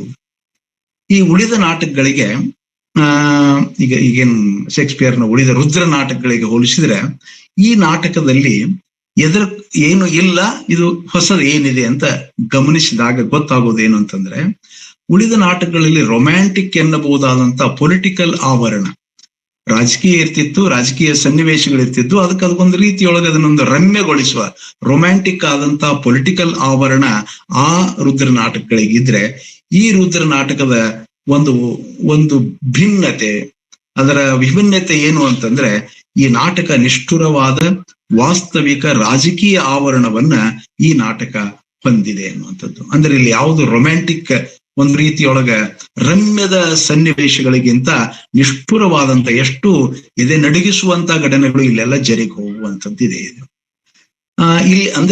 ಇಲ್ಲಿ ಉಳಿದ ನಾಟಕಗಳ ಈ ಪ್ರೊಟ್ಯಾಗೋನಿಸ್ಟನಿಗೆ ಇರುವಂತಹ ಈ ಅಂತರಂಗದ ತೊಳಲಾಟ, ಪೈದಾಟ, to be or not to ಬಿದಂತ ಸಂಕಷ್ಟ ಈ ಒಬ್ಬ ನಾಯಕನಿಗೆ ಇಲ್ಲ. ಯಾಕೆ ಅಂತಂದ್ರೆ ಆತ ಒಂದ್ ಕಡೆ ಹೇಳ್ಕೊತಾನ, ನನ್ನ ನಾಲಿಗೆ ಮತ್ತು ನನ್ನ ಮನಸ್ಸು ಮತ್ತು ನಾಲಿಗೆ ಇವೆರಡರ ಮಧ್ಯದಲ್ಲಿ ಯಾವುದೇ ಗ್ಯಾಪ್ ಇಲ್ಲ. ಏನಂತ ನಾನೇನ್ ಮಾತಾಡ್ತೀನಿ ಅಲ್ಲೆಲ್ಲೂ ಹೊಯ್ದಾಡಿ ಬಂದಿರೋದಲ್ಲ, ನೇರವಾಗಿ ಈ ಗನ್ನಿನಿಂದ ಸಿಡಿದು ಬಂದಂತ ಮದ್ದು ಗುಂಡಿನ ಹಾಗೆ, ಬುಲೆಟ್ಟಿನ ಹಾಗೆ ಆತನ ಮಾತುಗಳು, ಮಧ್ಯದಲ್ಲಿ ಏನೂ ಅಂತರ ಇಲ್ಲ, ನೇರವಾಗಿ ಸಿಡಿದು ಬಂದಿರತಕ್ಕಂತಹ ಮಾತುಗಳು, ಕೊರಿಯರ್ನೆಸ್, ಈ ನಾಯಕನ ಮಾತುಗಳು ಅಲ್ಲೇ ನಮಗೆ ಕಂಡು ಬರುತ್ತವೆ. ಈ ಪ್ರಸ್ತುತ ಈ ರುದ್ರ ನಾಟಕ ಸಾಮಾನ್ಯವಾಗಿ ರುದ್ರ ನಾಟಕಗಳು ಹೊಂದಿರುವ ಹಾಗೆ 5 ಹಂತದಲ್ಲಿ ಇದನ್ನ ಶೇಕ್ಸ್ಪಿಯರ್ ಬೆಳೆಸಿಕೊಂಡು ಬಂದಿದ್ದಾನೆ. ಈ ಬೆಳವಣಿಗೆಗೆ ಅಂದ್ರೆ ಇದೇನು 5 ಹಂತ, ಒಂದರಿಂದ ಒಂದಕ್ಕೆ ನಾಟಕ ಹೀಗೆ ಚಲನೆಗೊಳ್ತಾ ಹೋಗುತ್ತಲ್ಲ, ಮುಂದಕ್ಕೆ ಹೋಗುತ್ತಲ್ಲ, ಅದಕ್ಕೆ ಪ್ರಮುಖವಾದಂತ 4 ಅಂಶಗಳು ಈ ನಾಟಕದಲ್ಲಿವೆ. ಮೊದಲನೇದಾಗಿ ಈ ಪ್ರೊಟ್ಯಾಗೋನಿಸ್ಟ್, ಈ ಕಥಾ ನಾಯಕ ಅಂತ ಏನ್ ಕರಿತೀವಲ್ಲ, ಈ ಪ್ರೊಟ್ಯಾಗೋನಿಸ್ಟ್ನ ಈ ಗುಣ ಸ್ವಭಾವ, ಆ ಗುಣ ಸ್ವಭಾವ ಇದ್ದ ಕಾರಣದಿಂದವೇ ನಾಟಕಕ್ಕೆ ಇಂಥದ್ದೊಂದು ಚಲನೆ ಬಂದಿರ್ತದೆ. ಇಲ್ಲವಾಗಿದ್ರೆ ಆ ಕಥೆ ಅಲ್ಲಿಗೆ ಮಧ್ಯದೆಲ್ಲರೂ ನಿಂತು ಹೋಗ್ಬಿಡ್ತಿತ್ತು. ಆತನ ಒಂದು ಗುಣ ಸ್ವಭಾವ ಇದೆ, ಅದರ ಕುರಿತು ನಂತರ ಚರ್ಚೆ ಮಾಡ್ತೇನೆ. ಆ ಗುಣ ಸ್ವಭಾವದ ಕಾರಣವಾಗಿ ನಾಟಕಕ್ಕೆ ಚಲನೆ ಬಂದಿದೆ ಅಂತ ಒಂದು. ಇನ್ನೊಂದು ಅಂಶ ಏನು ಅಂತಂದ್ರೆ, ಈ ರೋಮ್ನ ಜನಸಾಮಾನ್ಯರು, ಅವ್ರನ್ನ ಈ ನಾಟಕದಲ್ಲಿ ಪ್ಲೇಬಿಯನ್ಸ್ ಅಂತ ಕರೀತಾರ. ಈ ಪ್ಲೇಬಿಯನ್ಗಳ ಕನಸುಗಳಿವೆ. ಆ ಪ್ಲೇಬಿಯನ್ ಏನ್ ಕನಸು ಹೊತ್ಕೊಂಡಿದ್ದಾರೆ ಅಂತಂದ್ರೆ, ತಾವು ತಮ್ಮ ಮನಸ್ಸಿನ ವಿಚಾರಗಳಿಗೆ ಧ್ವನಿ ಆಗ್ಬೇಕು, ನಮಗೆ ಧ್ವನಿ ಬೇಕು ಅಂತ ಕೇಳುವಂತಹ ಪಾತ್ರಗಳು ಜನಸಾಮಾನ್ಯರು, ಪ್ಲೇಬಿಯನ್ಸ್ ಈ ನಾಟಕದಲ್ಲಿ ಇದ್ದಾರೆ. ಅಂದ್ರೆ ಈ ನಾಟಕದ ಚಲನೆಗೆ ಕಾರಣೀಕರ್ತರ ಹೇಗೆ ಕಥಾನಾಯಕ ಆಗಿದಾನೋ ಹಾಗೆ ಈ ಪ್ಲೇಬಿಯನ್ಸ್ ಕೂಡ ಕಾರಣೀಕರ್ತರಾಗ್ತಾರೆ. ಇನ್ನೊಂದು ಅಂಶ ಅಲ್ಲಿದೆ, ಈ ನಾಟಕದಲ್ಲಿ ಟ್ರಿಬ್ಯೂನ್ಸ್ ಅಂತ ಬರ್ತಾರೆ. ಈ ಟ್ರಿಬ್ಯೂನ್ಸ್ಗಳ ಎಡಬಿಡಂಗಿತನ, ಅವರ ನೋಡ್ಲಿಕ್ಕೆ ಅಧಿಕಾರಿಗಳು, ಆದ್ರೆ ಅವ್ರ ಬೇರೆ ರೀತಿ ಸ್ವಭಾವ ಇರ್ತದೆ ಅಂತ ಅವರ ಎಡಬಿಡಂಗಿತನವೂ ಕೂಡ ಏನಾಗುತ್ತಂದ್ರೆ ಈ ನಾಟಕದ ಚಲನೆಗೆ ಕಾರಣ ಆಗುತ್ತೆ. ಇನ್ನ 4ನೇದ್ದು ಏನು ಅಂತಂದ್ರೆ, ಇನ್ನೊಂದು ಅಂಶ ಏನು ಅಂತ ಈ ನಾಟಕದ ಚಲನೆಗೆ, ಈ ರೋಮದ ನೆರೆಯ ರಾಜ್ಯವಾದಂತ ಓಲ್ಸಿಯನ್ ರಾಜ್ಯದ ಅಫಿಡಿಯಸ್ ಈ ರೋಮದ ಮೇಲೆ ದಾಳಿ ಮಾಡುವಂತ ಒಂದು ಸನ್ನಿವೇಶ ನಡೀತದೆ. ಈ ಎಲ್ಲ ಅಂಶಗಳು, ಪ್ರಮುಖವಾಗಿ 4 ಅಂಶಗಳು, ತಾಯಿ ಕೂಡ ಕಾರಣ ಇದ್ದಾಳೆ, ನಂತರ ಬಂದಾಗ ಹೇಳ್ತೀನಿ ಆ ಮಾತನ್ನ. ಈ 4 ಪ್ರಮುಖವಾದಂತ ಅಂಶಗಳು ಈ ಕಥೆಯ ಚಲನೆಗೆ, ಅಂದ್ರೆ ಪ್ರಾರಂಭದಿಂದ ಹಿಡ್ಕೊಂಡು ಆತನ ಒಂದು ಲಾಸ್ ಏನಿದೆಯಲ್ಲ, ಆತನ ಮೃತ್ಯುವಿನವರೆಗೆ ಈ ಘಟನೆಗಳು ಜರುಗುವುದಕ್ಕೆ ಈ 4 ಅಂಶಗಳು ಪ್ರಮುಖವಾಗಿ ಅಲ್ಲಿ ಕಾರಣ ಆಗಿವೆ ಅನ್ನೋದನ್ನ ಗಮನಿಸ್ಬೇಕು. ಈ ಮೊದಲ ಹಂತಕ್ಕೆ ತಮ್ಗೆಲ್ಲ ಗೊತ್ತಿದೆ, ಈಗಾಗಲೇ ಇತಿಹಾಸದ ಪ್ರಾಧ್ಯಾಪಕರು, ಕ್ಷಮಿಸ್ಬೇಕು, ಸಾಹಿತ್ಯದ ಪ್ರಾಧ್ಯಾಪಕರು ಇಲ್ಲಿ ಹಲವಾರು ಜನ ಇರೋದ್ರಿಂದ ಒಂದು ನಾಟಕಕ್ಕೆ ಕಥಾಮುಖ ಅಥವಾ ಎಕ್ಸ್ಪೋಸಿಷನ್ ಅಂತ ಇರ್ತದೆ. ಈ ಕಥಾಮುಖ ಹೇಗೆ ಪ್ರಾರಂಭ ಆಗತ್ತಿಲ್ಲ ಅಂದ್ರೆ, ನಾಟಕದ ಸನ್ನಿವೇಶ, ಈಗಾಗಲೇ ನಾನು ಮಿಡ್ಲ್ಯಾಂಡ್ ರೆವಲ್ಯೂಷನ್ ಬಗ್ಗೆ ಮಾತಾಡಿದ್ನಲ್ಲ, ಅಂಥದ್ದೊಂದು ಸನ್ನಿವೇಶದೊಂದಿಗೆ ಇಲ್ಲಿ ಪ್ರಾರಂಭ ಆಗುತ್ತೆ. ರೋಮ್ ನಗರ ಭೀಕರವಾದಂತ ಬರಗಾಲವನ್ನ ಎದುರಿಸ್ತಾ ಇದೆ. ಅಲ್ಲಿ ಬರಗಾಲ ಬಿದ್ದು ಜನಸಾಮಾನ್ಯರು ದಂಗೆ ಎದ್ದು ಬೀದಿಗೆ ಬಂದಿದ್ದಾರೆ. ಈ ಜನಸಾಮಾನ್ಯರ ದಂಗೆಗೆ ಕಾರಣ ಏನು ಅಂತಂದ್ರೆ, ಅಕ್ರಮವಾಗಿ ರೋಮದ ಶ್ರೀಮಂತ ವರ್ಗ ದವಸ ಧಾನ್ಯಗಳನ್ನೆಲ್ಲ ಸಂಗ್ರಹ ಮಾಡಿ ಇಟ್ಕೊಂಡಿದ್ದಾರೆ, ಅಕ್ರಮವಾಗಿ ಇಟ್ಕೊಂಡಿದ್ದಾರೆ. ಇನ್ನೊಂದು ಅವ್ರ ಬೇಡಿಕೆ ಏನಿದೆ ಅಂತಂದ್ರೆ, ಜನಸಾಮಾನ್ಯರ ಪ್ಲೇಬಿಯನ್ಸ್ ಬೇಡಿಕೆ, ನಮ್ಮ ಆಹಾರ ಧಾನ್ಯಗಳಿಗೆ ನಾವೇ ಬೆಲೆಯನ್ನ ನಿರ್ಣಯ ಮಾಡಬೇಕನ್ನುವಂತ ಒಂದು ಬೇಡಿಕೆ ಅವ್ರದ್ದಿದೆ. ಹೀಗಾಗಿ ಅಂಥದ್ದೊಂದು ಪ್ರಮುಖ ಬೇಡಿಕೆಯನ್ನು ಇಟ್ಕೊಂಡು ಅವರು ಬೀದಿಗೆ ಇಳಿದಿದ್ದಾರೆ. ಅಂಥದ್ದೊಂದು ಸನ್ನಿವೇಶದೊಂದಿಗೆ ಅದು ಪ್ರಾರಂಭ ಆಗುತ್ತೆ.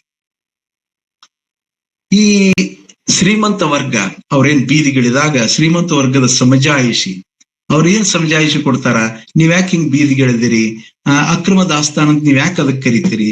ಅವರೊಂದು ಮೆಟಫರ್ ಬಳಸ್ತಾರ. ಅಲ್ಲಿ ಎಂಥ ಮೆಟಫರ್ ಬಳಸ್ತಾರಂತಂದ್ರ ಬೆಲಿ ಮತ್ತು ಲಿಮ್ಸ್ ಅಂದ್ರೆ ಹೊಟ್ಟೆ ಮತ್ತು ದೇಹದ ಅಂಗಾಂಗಗಳ ಒಂದು ರೂಪಕವನ್ನ ಬಳಸಿ, ಈಗ ಹೊಟ್ಟಿಯೊಳಗ ಆಹಾರ ಇದೆ ಅಂದ್ರೆ ತಿಂದ ಆಹಾರ ಎಲ್ಲ ಹೊಟ್ಟಿಯೊಳಗೆ ಹೋಗಿರ್ತದ ಅಂತಂದ್ರ ನಮ್ದಲ್ಲದು ನಿಮ್ಮ ಈ ಅಂಗಾಂಗಗಳಿಗೆ ನಾವು ಕಳಿಸೋದ್ರ ಸಲುವಾಗಿ ಇಟ್ಕೊಂಡಿವ ಅನ್ನುವಂತ ಒಂದು ವಿಚಿತ್ರವಾದಂತ ಅವರ ವಾದ ಸರಣಿಯನ್ನ ಅವರಲ್ಲೇ ಮಂಡಿಸ್ತಾರೆ. ಅಂದ್ರೆ ಅಲ್ಲಿ ಬೆಲಿ ಅಂಡ್ ಲಿಮ್ಸ್ ಇದೇನು ಹೊಟ್ಟೆ ಮತ್ತು ದೇಹದ ಅಂಗಾಂಗಗಳು, ಈ ಅಂಗಾಂಗಗಳ ಎರಡು ಮೆಟಫರ್ ಅನ್ನ ಬಳಸಿ ಅವರಿಗೆ ಸಮಜಾಯಿಷಿ ಕೊಡ್ಲಿಕ್ಕೆ ಪ್ರಯತ್ನ ಮಾಡ್ತಾರೆ. ಈ ಪ್ರಯತ್ನ ನಡೆದಿರುವಾಗಲೇ ನಮ್ಮ ಪ್ರೊಟ್ಯಾಗೋನಿಸ್ಟ್ ಪ್ರಥಮ ಬಾರಿಗೆ ಸ್ಟೇಜ್ ಮೇಲೆ ಬರ್ತಾನೆ.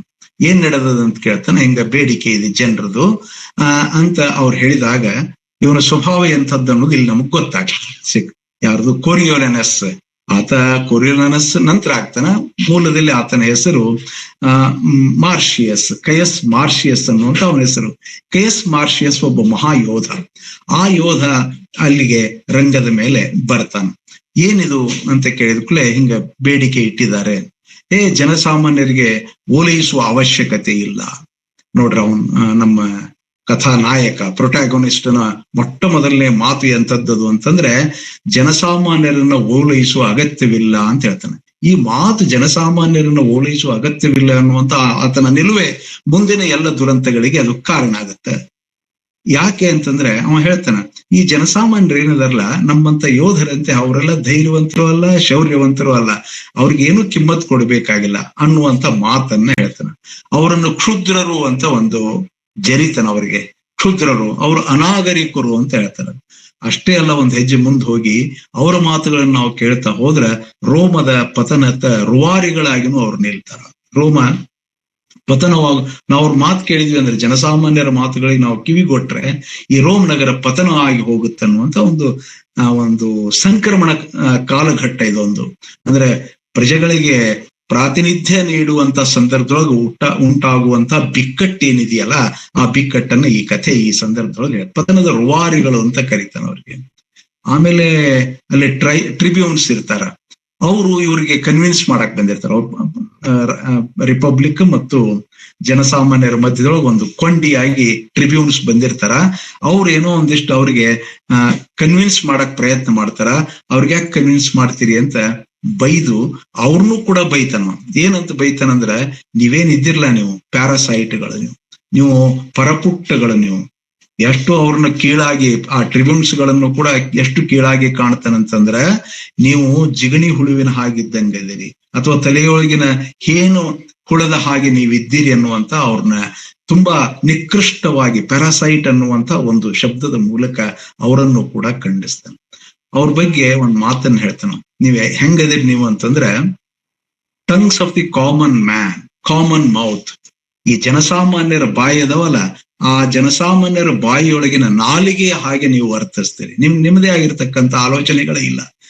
ಅವರು ಜನಸಾಮಾನ್ಯರು ಬೇಡ್ತಾರ, ಅದನ್ನ ಕೊಡ್ಬೇಕಂತ ನೀವು ಹೇಳಿಬಿಡ್ತೀರಿ ಅನ್ನುವಂತಹ ಕಟುವಾದಂತ ಮಾತನ್ನ ಟ್ರಿಬ್ಯೂನ್ಸ್ ಗಳ ಬಗ್ಗೆ tongues of the common mouth ಅಂತ ಹೇಳ್ತಾನೆ. ಆತ ಒಂದು ಮಾತನ್ನ ಹೇಳ್ತಾನೆ, ಜನಸಾಮಾನ್ಯರಿಗೆ ಅಧಿಕಾರ ಕೊಡುವುದೆಂದರೆ allowing the crows to peck the eagles ಅಂತ ಒಂದು ನಾಟಕದಲ್ಲಿ ಒಂದು ಅಲೋವಿಂಗ್ ದಿ ಕ್ರೌಸ್, ಕಾಗೆಗಳಿಗೆ ಪರ್ಮಿಷನ್ ಕೊಡೋದು. ಎದಕ್ಕಂದ್ರೆ ಈಗಲ್ಗಳನ್ನ ಕುಕ್ಕಿ ತಿನ್ನೋದಕ್ಕೆ. ಅಂದ್ರೆ ಎರಡನ್ನೂ ಎಷ್ಟು ಹೀನೋಪಮೆ ಅಂತ ನಾವೇನ್ ಕರಿತೀವಲ್ಲ, ಇವರನ್ನ ಈಗಲ್ ಅಂತ ಕರಿತಾನ, ಹದ್ದುಗಳಂತ ಕರಿತಾನ, ಇವರಿಗೆ ಕಾಯಿಗಳಂತ ಕರಿತಾನ. ಇದು ಕೊರಿಯೋಲೆನಸ್ನ ಒಂದು ಒಂದು ಒಂದು ಒಂದು ವಿಚಿತ್ರವಾಗಿರ್ತಕ್ಕಂಥ ಅವನ ಮನೋಧೋರಣೆ, ಅವನ ಅಹಂಕಾರದ ಮಾತುಗಳು ಇವೆಲ್ಲ. ಏನು ಅಂತಂದ್ರೆ ಜನಸಾಮಾನ್ಯರುಗಳಿಗೆ ಕರ್ಸ್ ಅಂತ ಕರಿತಾನ, ಕಾಮನ್ ಕ್ರೈ ಆಫ್ ಕರ್ಸ್. ಅವ್ರ ಕೂಗು ಏನದಲ್ಲ, ಆ ಕೂಗು ಈ ನಾಯಿಗಳ ಒಂದು ಸಾಮಾನ್ಯವಾಗಿರ್ತಕ್ಕಂಥ ಬೀದಿ ನಾಯಿಗಳ ಧ್ವನಿ ಇದ್ದ ಹಾಗೆ ಅಂತನೂ ಕೂಡ ಕಟುವಾಗಿ ಅವ್ರ ಕುರಿತು ಮಾತಾಡ್ತಾನೆ. ಜನಸಾಮಾನ್ಯರನ್ನ ಇನ್ನೂ ಒಂದಕ್ಕೆ ಹೋಲಿಸ್ತಾನ. ಅವರನ್ನ ಮೀಸಲ್ಸ್ ಅಂತ ಕರಿ ದಡಾರ ರೋಗಕ್ಕೆ ಅವ್ರನ್ನ ಹೋಲಿಸ್ತಾನೆ. ಇವ್ರು ಹೆಂಗದಾರ ಅಂದ್ರೆ ದಡಾರ ರೋಗ ಇದ್ದಂಗೆ, ಇವ್ರಿಗೆ ಯಾಕೆ ನೀವು ಅಲೌ ಮಾಡ್ತೀರಿ, ಇವ್ರು ರೋಗಿಷ್ಠರು, ಇವ್ರು ರೋಗ ಉಂಟು ಮಾಡ್ತಕ್ಕಂಥವ್ರು ಅಂತೂ ಕೂಡ ಹೇಳ್ತಾನೆ. ಆಮೇಲೆ ಪ್ಲೇಬಿಯನ್ಸ್ ಬಗ್ಗೆ ಹೇಳ್ತಾನ, ಆ ದಡಾರ್ ರೋಗವನ್ನ ರಿಮೂವ್ ಮಾಡೋದ್ರ ಬದಲು, ಅದನ್ನ ತೆಗೆದು ಹಾಕೋದ್ರ ಬದಲು ನೀವೇನ್ ಮಾಡ್ಲಿಕ್ಕೆ ಅಂದ್ರೆ ಅವ್ರ ಸಮೀಪಕ್ಕೆ ಹೋಗಿ ಆ ದಡಾರ್ ರೋಗವನ್ನು ನೀವು ಆಮಂತ್ರಣ ಮಾಡ್ಕೊಳ್ತೀರಿ ಅನ್ನುವಂತ ಮಾತನ್ನು ಒಟ್ಟಾರೆ ಆತ ಜನಸಾಮಾನ್ಯರನ್ನು ಮತ್ತು ಮತ್ತು ಈ ಟ್ರಿಬ್ಯೂನ್ಗಳನ್ನು ಏಕಕಾಲಕ್ಕೆ ಆತ ಎದುರು ಹಾಕಿಕೊಳ್ಳುವಂತ ಒಂದು ಸನ್ನಿವೇಶ ಪ್ರಾರಂಭಿಕ ನಾಟಕದ ಮೊದಲ ಹಂತ. ಈ ಹಂತದಲ್ಲಿ ಅದು ಇನ್ನು ನಾಟಕದ ಎರಡನೇ ಹಂತಕ್ಕೆ ಬರ್ಬೇಕಾದ್ರೆ ಅದಕ್ಕೆ ರೈಸಿಂಗ್ ಆಕ್ಷನ್ ಅಂತ ಒಂದು ಟೆಕ್ನಿಕಲ್ ಟರ್ಮ್, ರೈಸಿಂಗ್ ಆಕ್ಷನ್ ಅಂತ ಕರೀತಾರ. ಇದು ಕತೆ ಮುಂದುವರಿಯೋದಕ್ಕ ಏನ್ ನಡೀತದ ಎರಡನೇ ಘಟ್ಟದೊಳಗ ಅಂತಂದ್ರ, ಕೋರಿಯೋಲೆನಸ್ ಇದನ್ಲ ಮೊದಲೇ ಮಹಾ ಅಹಂಕಾರಿ. ಈ ಅಹಂಕಾರಿಗೆ ಕೋಡು ಮೂಡಿಸುವಂತ ಒಂದು ಸನ್ನಿವೇಶ ಅಲ್ಲಿ ಜರುಗ್ತದೆ ರೋಮ್ದೊಳಗೆ. ಈಗಾಗಲೇ ಹೇಳಿದಂತೆ ಓಲ್ನಿಯಸ್, ಅಫಿಡಿಯಸ್ ಅಂತ ಏನಿರ್ತಾನಲ್ಲ, ಆ ಅಫಿಡಿಯಸ್ ರೋಮದ ಮೇಲೆ ದಂಡೆತ್ತಿ ಬರ್ತಾನೆ. ಅದನ್ನು ಎದುರಿಸ್ಲಿಕ್ಕೆ ಈ ಕಯಸ್ ಮಾರ್ಕಸ್ ನನ್ನ ಕಳಿಸ್ಕೊಡ್ತಾರ. ಆತ ಅವ್ರ ಮೇಲೆ ದಂಡೆತ್ತಿ ಹೋಗ್ತಾನ, ಅವ್ರನ್ನ ವಿರೋಧಿಸ್ತಾನ, ಅವ್ರನ್ನ ಹತ್ತಿಕ್ತಾನ. ಅದರ ಜೊತೆಗೆ ಅವರ ಒಂದು ಭಾಗ, ಒಂದು ಕೋರಿಯೋಲಿಸ್ ಅನ್ನುವಂತ ಒಂದು ಏರಿಯಾ, ಅದು ಆ ಪ್ರದೇಶವನ್ನು ತನ್ನ ಕಬ್ಜಾಕ್ ತಗೋತಾನ. ಸರ್ಕಾರಕ್ಕೆ, ಆಗಿನ ರಾಜಕೀಯ ಶಕ್ತಿಗೆ ಖುಷಿಯಾಗಿ ಈ ಕೋರಿಯಲಿಸ್ ಅನ್ನುವಂತಹ ಒಂದು ಸ್ಥಳವನ್ನ ತನ್ನ ಕಬ್ಜಾ ಮಾಡಿಕೊಂಡಿದ್ರ ಸಲುವಾಗಿ ಈತನಿಗೆ ಕೋರಿಯೋಲೆನಸ್ ಅನ್ನುವಂತ ಒಂದು ಬಿರುದನ್ನು ಕೊಡುತ್ತೆ. ಆತನ ಹೆಸರು ಕಯಸ್ ಮಾರ್ಕಸ್ ಕೋರಿಯೋಲೆನಸ್ ಆಗುವಂತ ಸನ್ನಿವೇಶ ಅಲ್ಲಿ ಬರ್ತದೆ. ಅದಾದ ನಂತರ ಇವನ ಈ ಒಂದು ಅಪ್ರತಿಮ ಶೌರ್ಯ, ಇವನ ದೇಶದ ಬಗೆಗಿನ ಕಾಳಜಿ, ಇವೆಲ್ಲವನ್ನು ಗಮನಿಸಿಕೊಂಡು ಅವನಿಗೆ ಈ ಕನ್ಸಲ್ ಆಗುವಂಥದ್ದು, ಒಂದು ರಾಯಭಾರಿ ಕೆಲಸದೊಂದು, ಇವನಿಗೆ ಕನ್ಸಲ್ ಮಾಡ್ಬೇಕು ಅಂತ ನಿರ್ಣಯ ಮಾಡ್ತಾರೆ. ಆದ್ರೆ ಆ ಕನ್ಸಲ್ ಆಗ್ಬೇಕಾತಂದ್ರೆ ಆ ವ್ಯಕ್ತಿ ಏನ್ ಮಾಡ್ಬೇಕಂತಂದ್ರೆ ಆತ ಜನಮತವನ್ನ ಕೇಳ್ಬೇಕು. ಪೀಪಲ್ಸ್ ವಾಯ್ಸ್ ಅಂದ್ರೆ ಜನರಿಂದ ಒಪ್ಪಿಗೆಯನ್ನ ಪಡಿಬೇಕು. ಇವ ಕನ್ಸಲ್ ಆಗ್ಲಿಕ್ಕೆ ಅಡ್ಡಿ ಇಲ್ಲ ಅನ್ನುವಂತ ಮಾತನ್ನ ಜನರು ಎಸ್ ಅಂತ ಅನ್ಬೇಕು. ನೋಡ್ರಿ, ಯಾವ ವ್ಯಕ್ತಿ ಜನರನ್ನ ಕುಬ್ಜ ಅಂತ ಕರೆದಿದ್ನೋ, ಯಾವ ವ್ಯಕ್ತಿ ಜನರನ್ನ ಬೇಕಾಬಿಟ್ಟಿಯಾಗಿ ಬೈದಿದ್ನೋ, ಅವನಿಗೆ ಈಗ ಏನು ಒಂದು ಗ್ಲೋರಿ, ಅವನದೇನು ಗ್ಲೋರಿ ಇದೆಯಲ್ಲ, ಆ ಗ್ಲೋರಿ ನಿಧಾನವಾಗಿ ಅವನಿಗೆ ಹ್ಯೂಮಿಲಿಟಿ ಬರಬೇಕಾಗಿದೆ, ವಿನಯ ಬರಬೇಕಾಗಿದೆ. ಜನರಂತೆಲ್ಲ ಹೋಗು, ಅವ್ರ ಜನಮತವನ್ನ ಕೇಳು, ಅವರು ಎಸ್ ಅಂತ ನಿನ್ನ ಶೌರ್ಯವನ್ನ ನೋಡಿ ಅವಾಗ ನೀನು ಕನ್ಸಲ್ ಅಂತ ಅಂತಿಮವಾಗಿ ನಿನಗೆ ಆ ಕನ್ಸಲ್ ಅನ್ನ ಮಾಡ್ತೀವಿ ಅಂತ ಹೇಳ್ತಾರೆ. ಇಲ್ಲಿ ಬಿಕ್ಕಟ್ಟು ಪ್ರಾರಂಭ ಆಗುತ್ತೆ. ಯಾವ ವ್ಯಕ್ತಿ ಜನರನ್ನ ತುಂಬಾ ನಿಕೃಷ್ಟವಾಗಿ ಕಂಡಿದ್ನೋ ಆತನೇ ಜನರ ಮಧ್ಯದಲ್ಲಿ ಹೋಗಿ ಜನಮತವನ್ನ ಬೇಡುವಂತ ಒಂದು ಬಿಕ್ಕಟ್ಟು ಅವನಿಗೆ ಬರ್ತದೆ. ಅವ ನಿರಾಕರಿಸ್ತಾನ, ಅವ್ರಂತೆಲ್ಲ ಹೋಗೋದಿಲ್ಲ ಅಂತ ಹೇಳ್ತಾನೆ. ಅವನ ಗೆಳೆಯ ಅವನ ಪರವಾಗಿ ಮೆನೇನಿಯಸ್ ಅಂತ ಒಬ್ಬ ಅವನ ಆತ್ಮೀಯ ಗೆಳೆಯ, ನಾಟಕದ ಉದ್ದಕ್ಕೂ ಅವನಿಗೆ ಇರ್ತಾನಾತ. ಈ ಮೆನೇನಿಯಸ್ ಅನ್ನುವಂತ ಗೆಳೆಯ ಆ ಜನರಿಗೆ ಹಿಂಗ್ ಕನ್ವಿನ್ಸ್ ಮಾಡ್ತಾನ.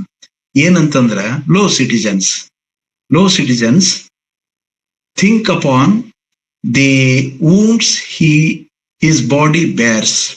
ಅವನ ದೇಹದ ಮೇಲೆ ಆಗಿರುವಂತಹ ಯುದ್ಧದಲ್ಲಿ, ಪರಾಕ್ರಮದಲ್ಲಿ ಆತ ಗಾಯ ಮಾಡ್ಕೊಂಡು ಬಂದನ್ಲ, ಆ ಗಾಯಗಳನ್ನ ನೀವು ನೋಡ್ರಿ. ಆ ಗಾಯಗಳನ್ನ ನೋಡಿ ಅವು ಹೆಂಗ್ ಕಾಣಿಸ್ತವ್ ಗಾಯಗಳಂತಂದ್ರ, like graves in the holy churchyard. ಅವನ ದೇಹದ ಮೇಲೆ ಆಗಿರುವಂತ ಗಾಯಗಳು ಹೆಂಗ್ ಕಾಣಿಸ್ತವು ಅಂದ್ರೆ ಚರ್ಚಾರ್ಡ್ನೊಳಗಿನ ಗೋರಿಗಳ ಹಾಗೆ ಕಾಣಿಸ್ತವು. ಅಂತ ಬಹಳ ಮಹತ್ವದ ವ್ಯಕ್ತಿ ಅದನ, ಮಹಾಯೋಧದನ, ಅವನಿಗೆ ನೀವು ಬೆಂಬಲಿಸ್ಲಿ ಅನ್ನುವಂತ ಇವನ ಪರವಾಗಿ ಅವನ ಗೆಳೆಯ ಒಂದ್ ಮಾತನ್ನ ಹೇಳ್ತಾನೆ. ಇಲ್ಲಿ ಈ ಸಂದರ್ಭಕ್ಕೆ ಮತ್ತೆ ಅದನ್ನ ನಿರಾಕರಿಸ್ತಾನವ. ಅವನ ತಾಯಿ ಬರ್ತಾಳ. ಇವನ ಈ ದುರಂತದೊಳಗ ಹೇಳಿದ್ನಲ್ಲ ನಾನು ಪ್ರಾರಂಭದಲ್ಲಿ, ಅವನ ತಾಯಿ ಕೂಡ ಇವನ ಈ ಒಂದು ಪತನಕ್ಕೆ ಒಂದು ಕಾರಣ ಆಗ್ತಾಳ. ಅವನ ತಾಯಿ ಬಂದ್ ಏನ್ ಹೇಳ್ತಾನಂದ್ರ, ನೋಡು, ಮನುಷ್ಯನಿಗೆ ವಿನಯ ಅನ್ನುವಂಥದ್ದು ಬೇಕೇ ಬೇಕು, ಹ್ಯೂಮಿಲಿಟಿ ಬೇಕು. ನೀನು ಒಳ್ಳೆ ಯೋಧ ಇದ್ಯಾ, ಶೂರ ಇದ್ಯಾ, ಸಾಮರ್ಥ್ಯ ಇದೆ, ಎಲ್ಲ ಇದೆ ನಿಜ. ಅದರ ಜೊತೆಗೆ ವ್ಯಕ್ತಿಯಲ್ಲಿ ವಿನಯ ಅನ್ನುವಂಥದ್ದು ಇರಬೇಕು ಅಂತ ತಾಯಿ ಹೇಳ್ತಾಳೆ. ಒಂದ್ ಮಾತನ್ನ ಕೇಳ್ತಾಳೆ, ಹೆಂಗೆ ಅಂತಂದ್ರೆ, ಬಿ ಹಂಬಲ್. ಎಷ್ಟು ವಿನಯವಂತನಾಗ್ಬೇಕು ನೀನು ಅಂತಂದ್ರೆ, as the ripest mulberry that will not hold the handlings. ಈ ಮಲ್ಬರಿ ಹಣ್ಣು ಹೇಗೆ ಪೂರ್ತಿಯಾಗಿ ಪಕ್ವವಾದ ನಂತರ ಹೇಗೆ ತೊಟ್ಟು ಕಳಿಸ್ಕೊಂಡು ಕೆಳಗೆ ವಿನಯದಿಂದ ಆ ವಿನಯವನ್ನು ತೋರಿಸುತ್ತೋ ನೆಲಕ್ಕೆ ಬರ್ತದೋ, ಹಾಗೆ ನೀ ಏನಾಗ್ಬೇಕು ಅಂತ ನಿನ್ನ ವಿನಯವನ್ನು ತೋರಿಸ್ಬೇಕಂತ ಅವನ ತಾಯಿ ಅವನಿಗೆ ಹೇಳ್ತಾ, ಅದನ್ನು ಕೂಡ ಆತ ನಿರಾಕರಣೆ ಮಾಡ್ತಾನೆ. ಯಾಕೆ ನಿರಾಕರಣೆ ಮಾಡ್ತಾನಂತಂದ್ರ ಅವನ ತನ್ನ ಸ್ವಭಾವ ಹೇಳ್ಕೊತಾನ. I play the man that I am. ನಾ ಎಂಥವದಿನ ಅಂತಂದ್ರ ಯಾರೋ ಹೇಳಿದಂತೆ ನಾಟಕದ ಪಾತ್ರಧಾರಿ ಆಗವಲ್ಲ ನಾನು. ನಾ ಎಂಥವಂತಂದ್ರ I play the man that I am. ನಾನೇನಿದ್ದೇನೋ ಅದನ್ನೇ ನಾನು ಪಾತ್ರ ಆಡವ. ಹೊಸ ಯಾರಾದ್ರೂ ನಿರ್ದೇಶಕರು ಬಂದ್ರೋ ಬೇರೆ ಯಾರಾದ್ರೂ ಯಾವುದೋ ಒಂದು ಪಾತ್ರ ನಾನು ಬೇರೆಯವರು ಆಡಿಸಿದಂತೆ ಕೈಗೊಂಬೆ ನಾನು ಆಗಲಾರೆ. ಅವನ್ ಮಾತನ್ನು ಕೇಳ್ತಾನೆ. ನಾನೇನು ಅವ್ರ ಬಳಿಗೆ ಹೋಗಿ, ಜನರ ಬಳಿಗೆ ಹೋಗಿ ನನಗೆ ಮತ ನೀಡಿ ಅಂತ ಕೇಳೋದು ಹೇಗಿದೆ ಅಂತಂದ್ರೆ, ನಾನು ಯಾವಾಗಲೂ ಈ ಕಿರೀಟವನ್ನ ಧರಿಸಿದ ಯೋಧ, ಕಿರೀಟವನ್ನ ತೆಗೆದು ಅನ್ಬಾರ್ಬ್ಡ್ ಅನ್ನ, ಈ ಕಿರೀಟವನ್ನು ತೆಗೆದು ನನ್ನ ಮುಖವನ್ನು ತೋರಿಸುವುದಂದ್ರೆ ನನ್ನ ತಲೆಬುರುಡಿಯನ್ನು ತೋರಿಸಿದ ಹಾಗೆ ಅನ್ನುವಂಥ ಮಾತನ್ನ ಹೇಳಿ, ನಾನು ನನ್ನ ತಲೆಬುರುಡಿಯನ್ನು ತೋರಿಸಿ ಅವಮಾನ ಮಾಡ್ಕೊಳ್ಳಿಕ್ಕೆ ನಾನು ಸಿದ್ಧನಿಲ್ಲ, ಹೀಗಾಗಿ ನಾನು ಬೇಡುವುದಿಲ್ಲ, ಅವರ ಮತವನ್ನ ಬೇಡುವುದಿಲ್ಲ ಅಂತ ಹೇಳ್ತಾನೆ. ಹೀಗೆ ಜನಮತವನ್ನು ಕೇಳಲು ನಿರಾಕರಿಸ್ತಾನ. ಅವರ ನಿಲುವನ್ನ ರಿಪಬ್ಲಿಕ್ ತತ್ವದ ವಿರೋಧಿ ನಿಲುವೇನಿದೆ ಅವನ ಇದು ರಿಪಬ್ಲಿಕ್ ತತ್ವದ ವಿರೋಧಿ ನಿಲುವು ಅಂತ ಅವ್ರು ನಿರ್ಣಯ ಮಾಡ್ತಾರೆ. ಯಾಕಂತಂದ್ರೆ ಜನರ ಮತವನ್ನು ಕೇಳಿಯೇ ನಾವು ಪ್ರತಿನಿಧಿಗಳಾಗ್ಬೇಕು ಅನ್ನುವಂಥದ್ದು ಇವ ವಿರೋಧಿಸ್ಲಿಕ್ಕತ್ತೇನೆ ಅಂತ ತಿಳ್ಕೊಂಡು ಅವರೆಲ್ಲ ಸೇರಿಕೊಂಡು ಅವನಿಗೊಂದು ನಿರ್ಣಯ ಮಾಡ್ತಾರೆ. ಅವನನ್ನ ಬ್ಯಾನಿಶ್ ಮಾಡುವ, ಅವನನ್ನ ಗಡಿಪಾರು ಮಾಡುವ ಒಂದು ನಿರ್ಣಯಕ್ಕೆ ಅವರು ಬರ್ತಾರೆ. ಎಂಥ ಮಾತನ್ನ ಹೇಳ್ತಾರಂತಂದ್ರೆ, ಆ ನಾಟಕದಲ್ಲಿ ಒಂದು ಮಾತು ಬರ್ತದೆ. ಅವನನ್ನ ಗಡಿಪಾರು ಮಾಡೋದಕ್ಕೆ ಎಷ್ಟು ಪಾರಿಭಾಷಿಕವಾದಂತ ನುಡಿಗಟ್ಟನ್ನ ಅಲ್ಲಿ ಬಳಸ್ತಾರಂತಂದ್ರೆ, in the name of the people. ಅವನ್ ಬ್ಯಾನಿಶ್ ಮಾಡುವಾಗ ಹೆಂಗ್ ಮಾಡಕತ್ತೀವಿ ನಾವು ಏನಂತಂದ್ರೆ, in the name of the people and in the power of tribunes we even from this instant banish him from city. ನಾವು ರೋಮ್ ನಗರದಿಂದ ಅವನನ್ನ ಹೇಗೆ ಗಡಿಪಾರು ಮಾಡ್ತೀವಿ ಅಂದ್ರೆ, ಜನರ ಹೆಸರಿನಲ್ಲಿ in the name of people. ಯಾವ್ದನ್ನ ನಾವು ಇವತ್ತ ಡೆಮೋಕ್ರಸಿ ಒಳಗ ಮೇಲಿಂದ ಮೇಲೆ ಬಳಸ್ತೀವಲ್ಲ, in the name of people ಅನ್ನೋದನ್ನ ಅವಾಗ್ಲೇ ಅವ್ರು ಬಳಸಿ ಏನಂತಾರಂದ್ರೆ, in the name of the people and in the power of the tribunes. ನಮ್ ಕೈಯೊಳಗೆ ಒಂದಿಷ್ಟು ಅಧಿಕಾರದ ಇವೆರಡನ್ನು ಸೇರಿಸಿಕೊಂಡು ಈ ಒಬ್ಬ ರಿಪಬ್ಲಿಕ್ ತತ್ವದ ವಿರೋಧಿಯಾಗಿರುವಂತಹ ಕೋರಿಯೋಲಿನಸ್ ಅನ್ನ ಈ ರೋಮದಿಂದ ನಾವು ಗಡಿಪಾರು ಮಾಡುವಂತ ಒಂದು ನಿರ್ಣಯವನ್ನು ತಗೋತಾರೆ. ಇದು ರೈಸಿಂಗ್ ಆಕ್ಷನ್ ಇಂಥದ್ದೊಂದು ಹಂತಕ್ಕೆ ಬಂದಿಲ್ಲ. ಈ ಸಂಘರ್ಷ ಅಂದ್ರೆ ಕೋರಿಯೋಲಿನಸ್, ಕಾಮನ್ ಪೀಪಲ್ ಮತ್ತು ಟ್ರಿಬ್ಯೂನ್ಸ್ ಇವರ ಒಂದು ಮುಖಾಮುಖಿಯೊಳಗೆ ನಡೆಯುವಂತ ಈ ಸಂಘರ್ಷದೊಳಗೆ ಒಂದು ಹಂತಕ್ಕೆ ಬಂದ್ ನಿಲ್ಲುತ್ತೆ ಈ ಕಥೆ.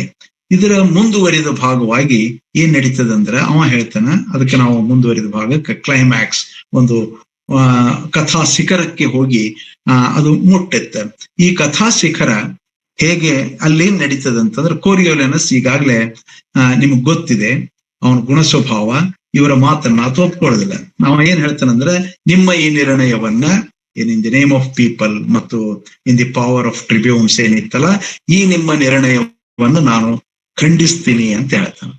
ಅಷ್ಟೇ ಅಲ್ಲ, ನಾನು ನಿಮ್ಮ ಮಾತಿಗೆ ಶರಣಾಗುವುದಿಲ್ಲ, ನಾನು ಕಾದಾಡಿ ಮಡಿಯುತ್ತೇನೆ ಹೊರತಾಗಿ ನಿಮಗೆ ನಾನು ಶರಣಾಗತಿ ಆಗುವುದಿಲ್ಲ, ನಿಮ್ಮ ಶಿಕ್ಷೆಗೆ ನಾನು ಒಳಪಡೋದಿಲ್ಲ ಅಂತ ತಿಳ್ಕೊಂಡು ಅಲ್ಲಿಂದ ಯಾವ ಅಫಿಡಿಯಸ್, ನೆರೆ ರಾಜ್ಯದ ಒಲ್ಸಿಯನ್ನದ ಅಫಿಡಿಯಸ್ ಇದ್ನಲ್ಲ, ಇವ್ರ ಮೇಲೆ ದಂಡೆತ್ತಿ, ರೋಮದ ಮೇಲೆ ದಂಡೆತ್ತಿ ಬಂದಾಗ ಅವನನ್ನು ಸೋಲಿಸಿ ಹಿಮ್ಮೆಟ್ಟಿಸಿ ಏನು ಒಂದು ಶೌರ್ಯ ಮೆರೆದಿದ್ನಲ್ಲ ನೋಡಿ, ಹೇಗೆ ಕೋರಿಯೋಲಿನಸ್ ನಿಧಾನವಾಗಿ ಒಬ್ಬ ಮಹಾಯೋಧ ಹೇಗೆ ಪತನಗೊಳ್ತಾ ಹೋಗ್ತಾನಂತಂದ್ರೆ, ರೋಮದ ಮೇಲಿನ ಸೇಡು ತೀರಿಸಿಕೊಳ್ಳೋದು, ಗಡಿಪಾರು ಮಾಡಿದ ರೋಮದ ನಿರ್ಣಯವನ್ನ ಧಿಕ್ಕರಿಸುವ ಸಲುವಾಗಿ ಯಾವ ವ್ಯಕ್ತಿ ಮೂಲದಲ್ಲಿ ವೈರಿಯಾಗಿದ್ನೋ ಅವನಿಗೆ, ಆ ವೈರಿಯೊಂದಿಗೆ ಅಂದ್ರೆ ಎನಿಮೀಸ್ ಎನಿಮಿ ಫ್ರೆಂಡ್ ಅಂತಾರಲ್ಲ, ಹಾಗೆ ಆ ವೈರಿಯನ್ನ, ಈ ದೇಶದ ವೈರಿಯನ್ನ ತನಗೆ ಗೆಳೆಯ ಮಾಡ್ಕೊಂಡು ಅವನೊಂದಿಗೆ ಮೈತ್ರಿಯನ್ನ ಮಾಡಿಕೊಂಡು ರೋಮದ ಮೇಲೆ ದಾಳಿ ಮಾಡೋದಕ್ಕೆ ಆತ ನಿರ್ಣಯ ಮಾಡ್ತಾನೆ.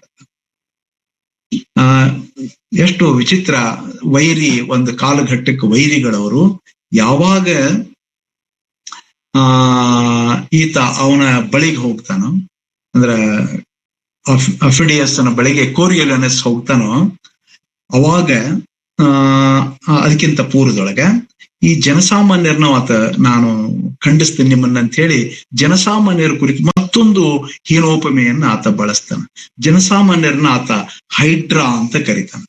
ಹೈಡ್ರಾ ಅಂದ್ರ ತಮ್ಗೆಲ್ಲ ಗೊತ್ತಿದೆ, ಅದೊಂದು ಜೀವಿ, ಹಲವು ತಲೆಗಳುಳ್ಳಂತಹ ಜೀವಿ. ಅದೊಂದು ಅದರದ್ದು ಒಂದು ತಲೆಯನ್ನ ಕತ್ತರಿಸಿದ್ರೆ ನಮ್ಮಲ್ಲಿ ಹೆಂಗ ರಕ್ತ ಬೀಜಾಸುರದ ಒಂದು ಮಿತ್ ಇದೆಯೋ, ಪುರಾಣ ಕಲ್ಪನೆ ಇದೆಯೋ ರಕ್ತ ಬೀಜಾಸುರದ, ಹಾಗೆ ಒಂದು ಮಿತ್ ಇದೆ, ಪುರಾಣ ಕಥೆ ಏನದಂದ್ರೆ ಹೈಡ್ರಾದ ಒಂದು ತುಂಡ ಕತ್ತರಿಸಿದ್ರೆ ಅದು ಹಲವಾರು ತಲೆಗಳನ್ನು ಅದು ಮತ್ತೆ ಹೊಂತದೆ. ನೀವೆಲ್ಲ ಹೈಡ್ರಾಗಳಿದ್ದಂತೆ ಅಂತ ಮತ್ತೆ ಆತ ಖಂಡಿಸ್ತಾನ, ಜನರನ್ನ ಖಂಡಿಸಿ. ಅವಾಗ ಇವನ್ ಮಾತನ್ನ ಖಂಡಿಸುವುದನ್ನು ಕೇಳಿ ಅವನ ಗೆಳೆಯ ಮೆನೇನಿಯಸ್ ಅಂತಿದ್ನಲ್ಲ, ಇವನ್ ಕುರಿತು ಒಂದು ಇಲ್ಲಿವರೆಗೆ ಆತನ ಪರವಾಗಿ ಮಾತನಾಡುವ ಮೆನೇನಸ್ ಒಂದು ಮಾತನ್ನ, ಈ ವ್ಯಕ್ತಿ ಹಿಂಗ್ಯಾಕ್ ಆಗ್ಲಿಕ್ಕೆತ್ತಾನ, ಹೆಂಗಾಗ್ಲಿಕ್ಕೆತ್ತಾನಂದ್ರ he has grown from man to dragon. ಈ ವ್ಯಕ್ತಿ ಏನಾಗಕತ್ತಾನಂದ್ರೆ ನನ್ನ ಗೆಳೆಯ ಮ್ಯಾನ್ ಇದ್ದವ, ಮನುಷ್ಯನ ಹಾಗಿದ್ದಂತ ಇವತ್ತ ಡ್ರ್ಯಾಗನ್ ಅದ ಹಾಗೆ ಪರಿವರ್ತನೆ ಆಗ್ಲಿಕ್ಕೆತ್ತನಲ್ಲ, ಏನು ಇದು ಹಿಂಗ್ ಮಾಡಬಾರ್ದು ಆತನ್ನುವಂತ ಮಾತನ್ನ ಆತನ ಗೆಳೆಯ ಹೇಳ್ತಾನ. ಇನ್ನೊಂದು ಒಂದು ಮೆಟಫರ್ ಅನ್ನು ಅಲ್ಲಿ ಬಳಸ್ತಾನ. ಅದೇನು ಅಂತಂದ್ರೆ ಫ್ರಮ್ ಗ್ರಬ್ ಟು ಬಟರ್ಫ್ಲೈ, ಒಂದು ಕೀಟ ಬಟರ್ಫ್ಲೈ ಆದ ಹಾಗೆ ಒಂದು ರೀತಿಯೊಳಗ ಇಷ್ಟು ವ್ಯಕ್ತಿ ಏನಾಗ್ಬೇಕು ಅಂದ್ರೆ ಹಂತ ಹಂತವಾಗಿ ತನ್ನ ಹ್ಯುಮಿಲಿಟಿಯನ್ನ, ವಿನಯವನ್ನ ಗಳಿಸಿಕೊಳ್ಳುವ ಮೂಲಕ ಪರಿಪೂರ್ಣತೆ ಕಡೆಗೆ ಬರಬೇಕು. ಅದ್ರ ಬದಲು ಇನ್ನಷ್ಟು ಕ್ರೂರವಾಗಿ ಶೌರ್ಯವನ್ನ ಆತ ಏನ್ ಮಾಡಿದ ಅಂತಂದ್ರ ರಾಜ್ಯದ ತನ್ನ ರಾಜ್ಯದ ವಿರುದ್ಧವೇ ತನ್ನ ಶೌರ್ಯವನ್ನ ಪ್ರದರ್ಶನ ಮಾಡುವಂತ ಒಂದು ಮಟ್ಟಕ್ಕೆ ಹೋಗುವುದನ್ನ ಆತ ಮ್ಯಾನ್ ಟು ಡ್ರ್ಯಾಗನ್ ಅನ್ನುವಂತ ಒಂದು ಮೆಟಫರ್ ನಲ್ಲಿ ಅವನಿಗೆ ಹೇಳಿದ. ಎಷ್ಟು ನಿಷ್ಠುರ ಆಗ್ಯಾನ ನಮ್ಮ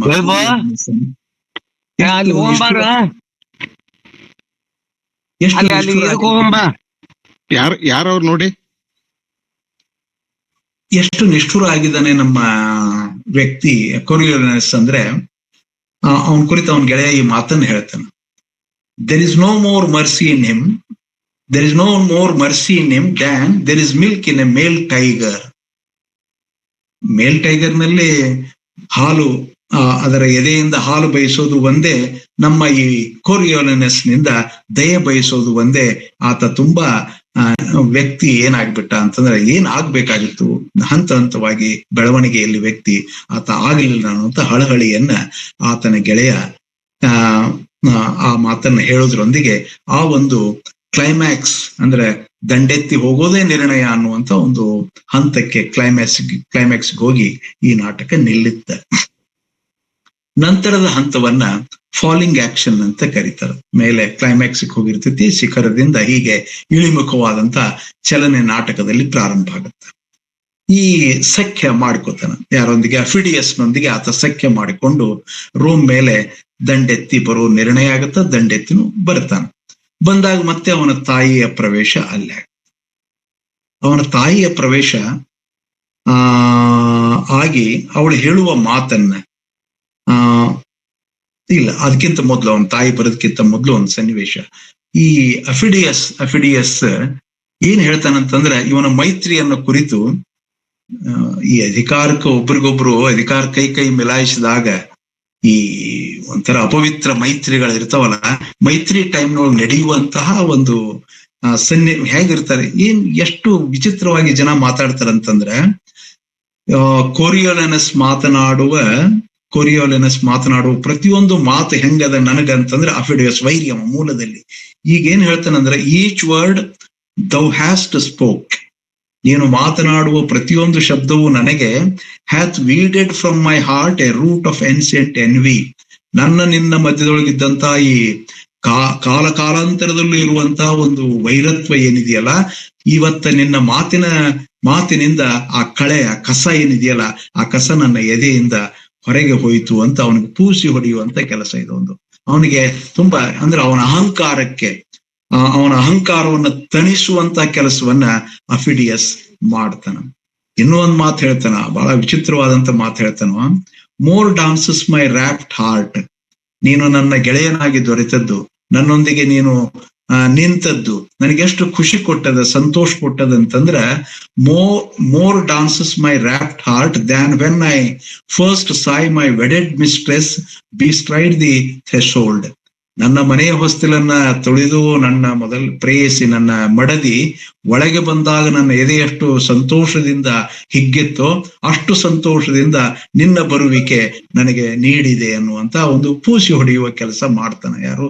ಅಫಿಡಿಯಸ್. ಯಾಕಂದ್ರೆ ಕೋರಿಯೋಲಿನಸ್ನ ಶಕ್ತಿ, ಆತನ ಸಾಮರ್ಥ್ಯ ಎಷ್ಟಿದೆ ಅಂತ ಅವನಿಗೆ ಗೊತ್ತಿತ್ತು. ಹೀಗಾಗಿ ಈ ಪೂಸಿ ಹೊಡೆಯುವ ಮೂಲಕ ಆತನನ್ನ ತನ್ನ ಪಕ್ಷಕ್ಕೆ ಸೇರಿಸ್ಕೊತಾನೆ. ಆಗ ದಾಳಿಗೆ ಸಿದ್ಧವಾದಂತಹ ಸಂದರ್ಭದೊಳಗೆ ಅವನ ತಾಯಿ ಅಲ್ಲಿಗೆ ಬರ್ತಾ, ಆಕಿ ಹೇಳುವ ಒಂದ್ ಮಾತು ಏನಂದ್ರೆ, ನೀನು ಡಿಸ್ಟ್ರಾಯರ್ ಆಗಬೇಡ, ನೀನು ಪ್ರೊಟೆಕ್ಟರ್ ಆಗು. ಒಬ್ಬ ವ್ಯಕ್ತಿ ಆಗ್ಬೇಕಾದದ್ದು ಡಿಸ್ಟ್ರಾಯರ್ ಅಲ್ಲ, ಆತ ಪ್ರೊಟೆಕ್ಟರ್ ಆಗ್ಬೇಕು ಅಂತ ಅವನ ತಾಯಿ ಅವನಿಗೆ ಮತ್ತೊಂದು ಸಲಹೆಯನ್ನ ನೀಡ್ತಾನೆ. ಒಂದು ರೀತಿಯೊಳಗೆ ಅವನಿಗೆ ತಾಯಿಯ ಮಾತು, ಮೊದ್ಲಿಂದ ತಾಯಿಯ ಮಾತನ್ನ ಪಾಲಿಸ್ಕೊಂಡ್ ಬಂದಿದ್ದ. ಆಕೆ ಒಂದ್ ಮಾತನ್ನ ಹೇಳ್ತಾಳ, ನೀನು ಒಂದ್ ವೇಳೆ ನನ್ನ ಈ ಮಾತನ್ನ ಕೇಳಿ ನೀನು ಯುದ್ಧದಿಂದ ಹಿಂಸರಿದಿದ್ರೆ, ನನ್ನ ಊಂಬ ಮೇಲೆ, ಯಾವ ಗರ್ಭ, ಯಾವ ಊಂಬ್ ನಿನಗೆ ಜನ್ಮ ಕೊಟ್ಟಿದೆಯೋ ಆ ಒಂದು ಊಂಬ್ ಮೇಲೆ ನೀನು ದಾಟಿ ಹೋದಂತೆ ಅನ್ನುವಂತ ಒಂದು ತುಂಬಾ ಎಮೋಷನಲ್ ಆಗಿರುವಂತ ಒಂದು ಮಾತನ್ನ ತಾಯಿ ಹೇಳಿದಾಗ, ಈ ತಾಯಿಗೆ ಇಷ್ಟೆಲ್ಲ ನೋವು ಕೊಡೋದ್ರ ಬದ್ಲಿ ನಾನು ಯುದ್ಧದಿಂದ ಹಿಂದೆ ಸರಿಯೋ ಚೆನ್ನಾಗಿರ್ತದೆ ಅನ್ನುವಂತ ಒಂದು ನಿರ್ಣಯಕ್ಕೆ ಬಂದು ಆತ ಯುದ್ಧದಿಂದ ಹಿಂದಕ್ಕೆ ಸರಿಯುವಂತ ಒಂದು ನಿರ್ಣಯವನ್ನ ಆತ ತಗೋತಾನೆ. ಈ ನಿರ್ಣಯ ತಗೊಳ್ಳೋದ್ರೊಂದಿಗೆ ಆ ನಿರ್ಣಯಕ್ಕೆ ಬರುವುದರೊಂದಿಗೆ ಆ ಒಂದು ಈ ಫಾಲ್ ಆಫ್ ಆಕ್ಷನ್ ಅಂತಿದೆಯಲ್ಲ, ಆ ಸನ್ನಿವೇಶ ನಡೀತದೆ. ಈಗ ನಾವು ಕೊನೆಯ ಹಂತಕ್ಕೆ, ನಾಟಕದ ಈ ರುದ್ರ ನಾಟಕದ 4ನೇ ಹಂತಕ್ಕೆ ನಾವು ಬರ್ತೀವಿ. ಅದಕ್ಕೆ ನಾವು ಕ್ಯಾಟಸ್ಟ್ರಫೆ ಅಥವಾ ಅಂತಿಮ ನಿರ್ಣಯ ಅಥವಾ ಡೆನೋಮಾ ಅನ್ನುವಂತ ಒಂದು ಪಾರಿಭಾಷಿಕ ಪದದೊಳಗೆ ಅದನ್ನ ನಾವು ಗುರುತಿಸ್ತೀವಿ. ಈ ಡೆನೋಮಾ ಅಲ್ಲಿ ಪ್ರಾರಂಭ ಆಗುತ್ತೆ. ಏನಾಗಿದ್ದಾನೆ ಈಗ?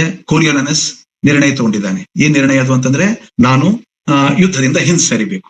ಈಗ ಅಫಿಡಿಯಸ್ ಅವನಿಗೆ ಏನ್ ಅನಿಸ್ಬೋದು ಅಂದ್ರೆ, ನನ್ನ ಈ ವ್ಯಕ್ತಿ, ನಾನು ಯಾರನ್ನು ಇಷ್ಟು ಗಟ್ಟಿಯಾಗಿ ನಂಬಿ ರೋಮದ ಮೇಲೆ ದಾಳಿ ಮಾಡ್ಲಿಕ್ಕೆ ಹೊರಟಿದ್ದೇನೋ ಅಂಥ ವ್ಯಕ್ತಿ, ಯಾರ ಶಕ್ತಿಯನ್ನ ನಂಬಿ ನಾನು ರೋಮದ ಮೇಲೆ ದಾಳಿ ಮಾಡ್ಲಿಕ್ಕೆ ಹೊರಟಿದ್ದೇನೋ ಅಂಥ ವ್ಯಕ್ತಿ ದಾಳಿಯಿಂದ ಹಿಂಸರಿತಾನಂತಂದ್ರೆ ನನಗೆ ಮಾಡುವ ವಿಶ್ವಾಸ ದ್ರೋಹ ಅನ್ನುವಂತ ಒಂದು ನಿರ್ಣಯಕ್ಕೆ ಆತ ಬರ್ತಾನೆ.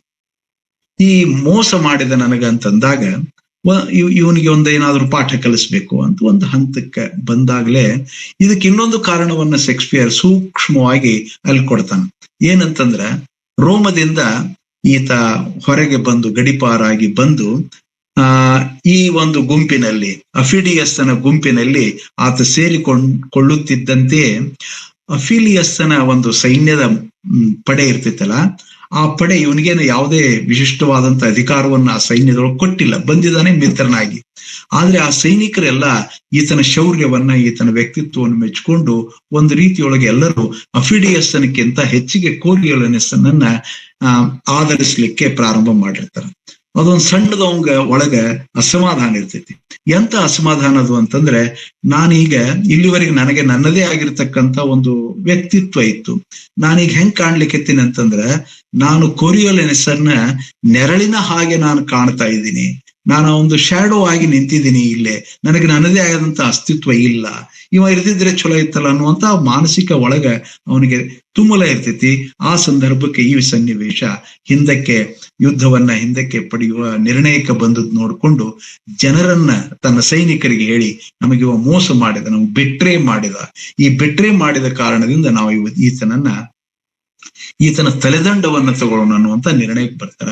ಎಲ್ಲರೂ ಒಪ್ಕೊಳ್ಳುವ ಮೂಲಕ ಆತನ ತಲೆದಂಡವನ್ನ, ಕೋರಿಯೋಲಿನಸ್ಸನನ್ನ ಅಲ್ಲಿ ಮುಗಿಸಲಾಗುತ್ತೆ. ಆ ಒಂದು ಕೋರಿಯೋಲಿನಸ್ಸನ ಅಂತ್ಯ ಹೀಗೆ ಬಂದು ಈ ಡೆನೋಮಾದೊಳಗೆ ಅದು ಅಂತಿಮಗೊಳ್ತಕ್ಕಂಥದ್ದಿದೆ. ಒಟ್ಟಾರೆ ಈ ನಾಟಕ ಇದನ್ನೊಂದು ಹೀಗೆ ಹೇಳ್ಬಹುದು, ಯಾವುದೋ ಒಂದು ಮಿಲಿಟರಿ ಗ್ಲೋರಿ, ಕೋರಿಯೋಲಿನಸ್ಸನ ಈ ಒಂದು ಕಥೆಯನ್ನ ಗಮನಿಸಿದ್ರೆ, ಮಿಲಿಟರಿ ಗ್ಲೋರಿಯಿಂದ ಪೊಲಿಟಿಕಲ್ ಫೇಲ್ಯೂರ್. ಆತನಲ್ಲಿ ಮಿಲಿಟರಿ ಗ್ಲೋರಿ ಸಾಕಷ್ಟಿದೆ.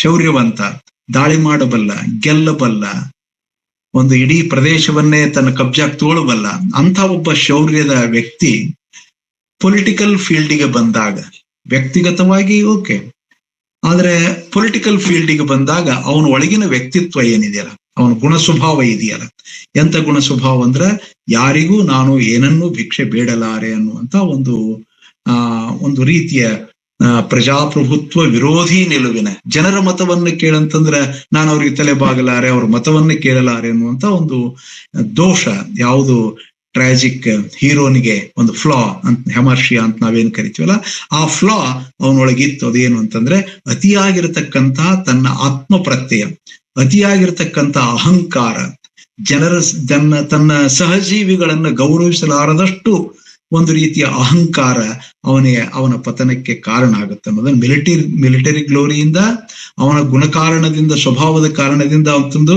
ಪೊಲಿಟಿಕಲ್ ಫೇಲ್ಯೂರ್, ಆ ಮೂಲಕ ತಾಯಿಯ ಮಾತನ್ನ ಕೇಳಿಕೊಳ್ಳುವ ಮೂಲಕ, ತಾಯಿಯ ಮಾತಿಗೆ ಗೌರವ ಕೊಡುವ ಹಿನ್ನೆಲೆಯೊಳಗೆ ಒಂದು ರೀತಿಯೊಳಗೆ ಒಂದು ಸೋಲನ್ನ ಒಪ್ಕೊಂಡು ಅಂತಿಮವಾಗಿ ಅಫಿಡಿಯಸ್ಸನ ಕೈಯಿಂದ ಆತ ಹತನಾಗ್ತಾನ. ಇಂಥದ್ದೊಂದು ವಿಶಿಷ್ಟವಾದಂತ, ಯಾವುದೇ ರೀತಿಯ ಉಳಿದ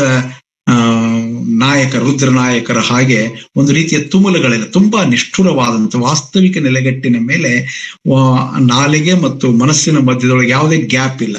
ಇಲ್ಲೇನು ಹೊಯ್ದಾಟಗಳೇ ಇಲ್ಲ. ಹಲವಾರು ಹೊಯ್ದಾಟಗಳ ನಂತರ ಒಂದು ಡೈಲಾಗ್ ಬರುವುದು ಇವನ್ ಮನಸ್ಸಿನೊಳಗೆ ಇಲ್ಲೇ ಇಲ್ಲ. ಹೇಳಿಬಿಟ್ಟಿದ್ದಾನೆ, ನನ್ನ ಮನಸ್ಸು ಮತ್ತು ನನ್ನ ನಾಲಿಗೆ ಮಧ್ಯದೊಳಗೆ ಯಾವುದೇ ಗ್ಯಾಪ್ ಇಲ್ಲ, ಅದು ಏನಿದ್ರು ಅಲ್ಲಿಂದ ಅಲ್ಲಿಗೆ ಸಿಡಿದು ಬರ್ತದಂತೆ ಅವನ ಗುಣ ಸ್ವಭಾವ. ಆ ಒಂದು ಗುಣ ಸ್ವಭಾವ ಅಂಥದ್ದೊಂದು ಟ್ರಾಜಿಕ್ ಫ್ಲಾ.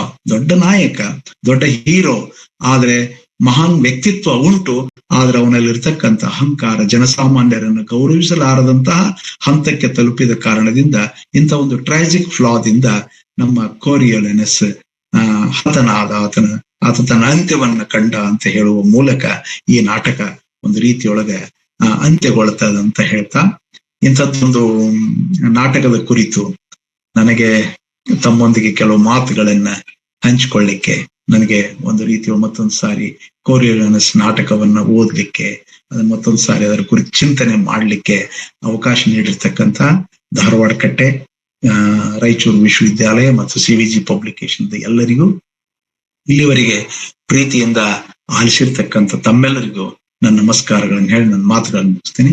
ಎಲ್ಲರಿಗೂ ಧನ್ಯವಾದ ಸರ್. ಧನ್ಯವಾದಗಳು ಸರ್.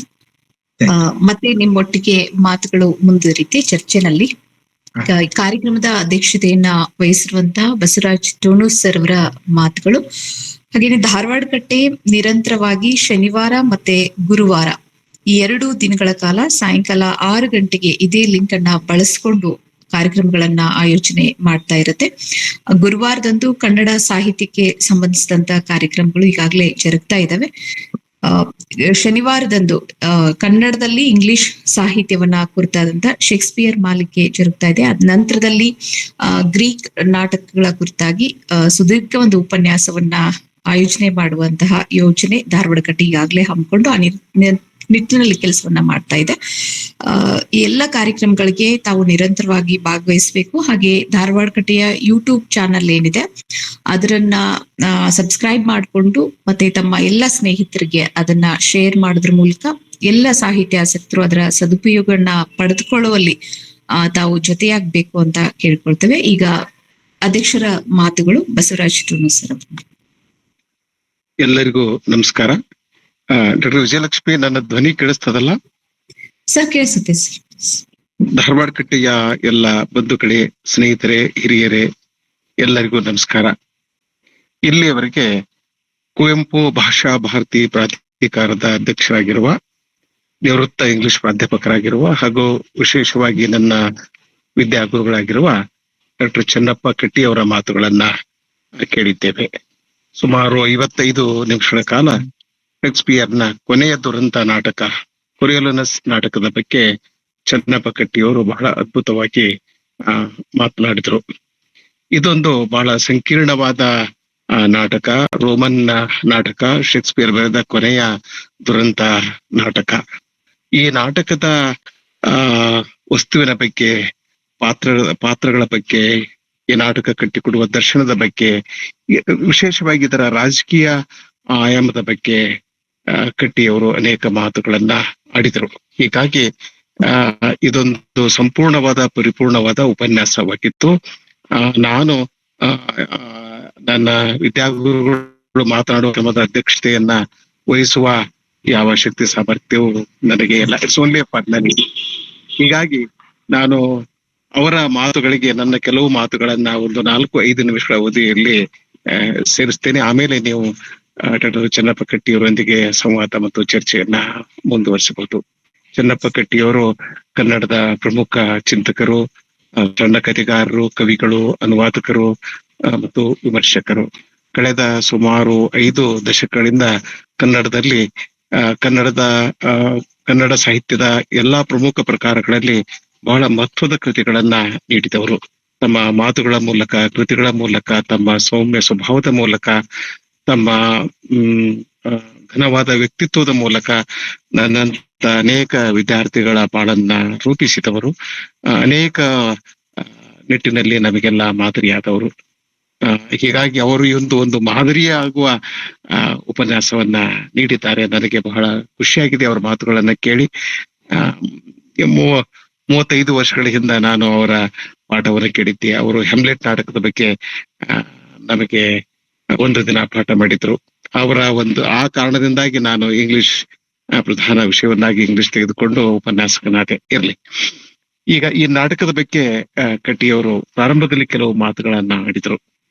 ರಿವೈವಿಂಗ್ ದಿ ಡೆಡ್ ಅಂತ ಅನ್ನೋ ಮಾತು ನನಗೆ ಬಹಳ ಹಿಡಿಸ್ತು.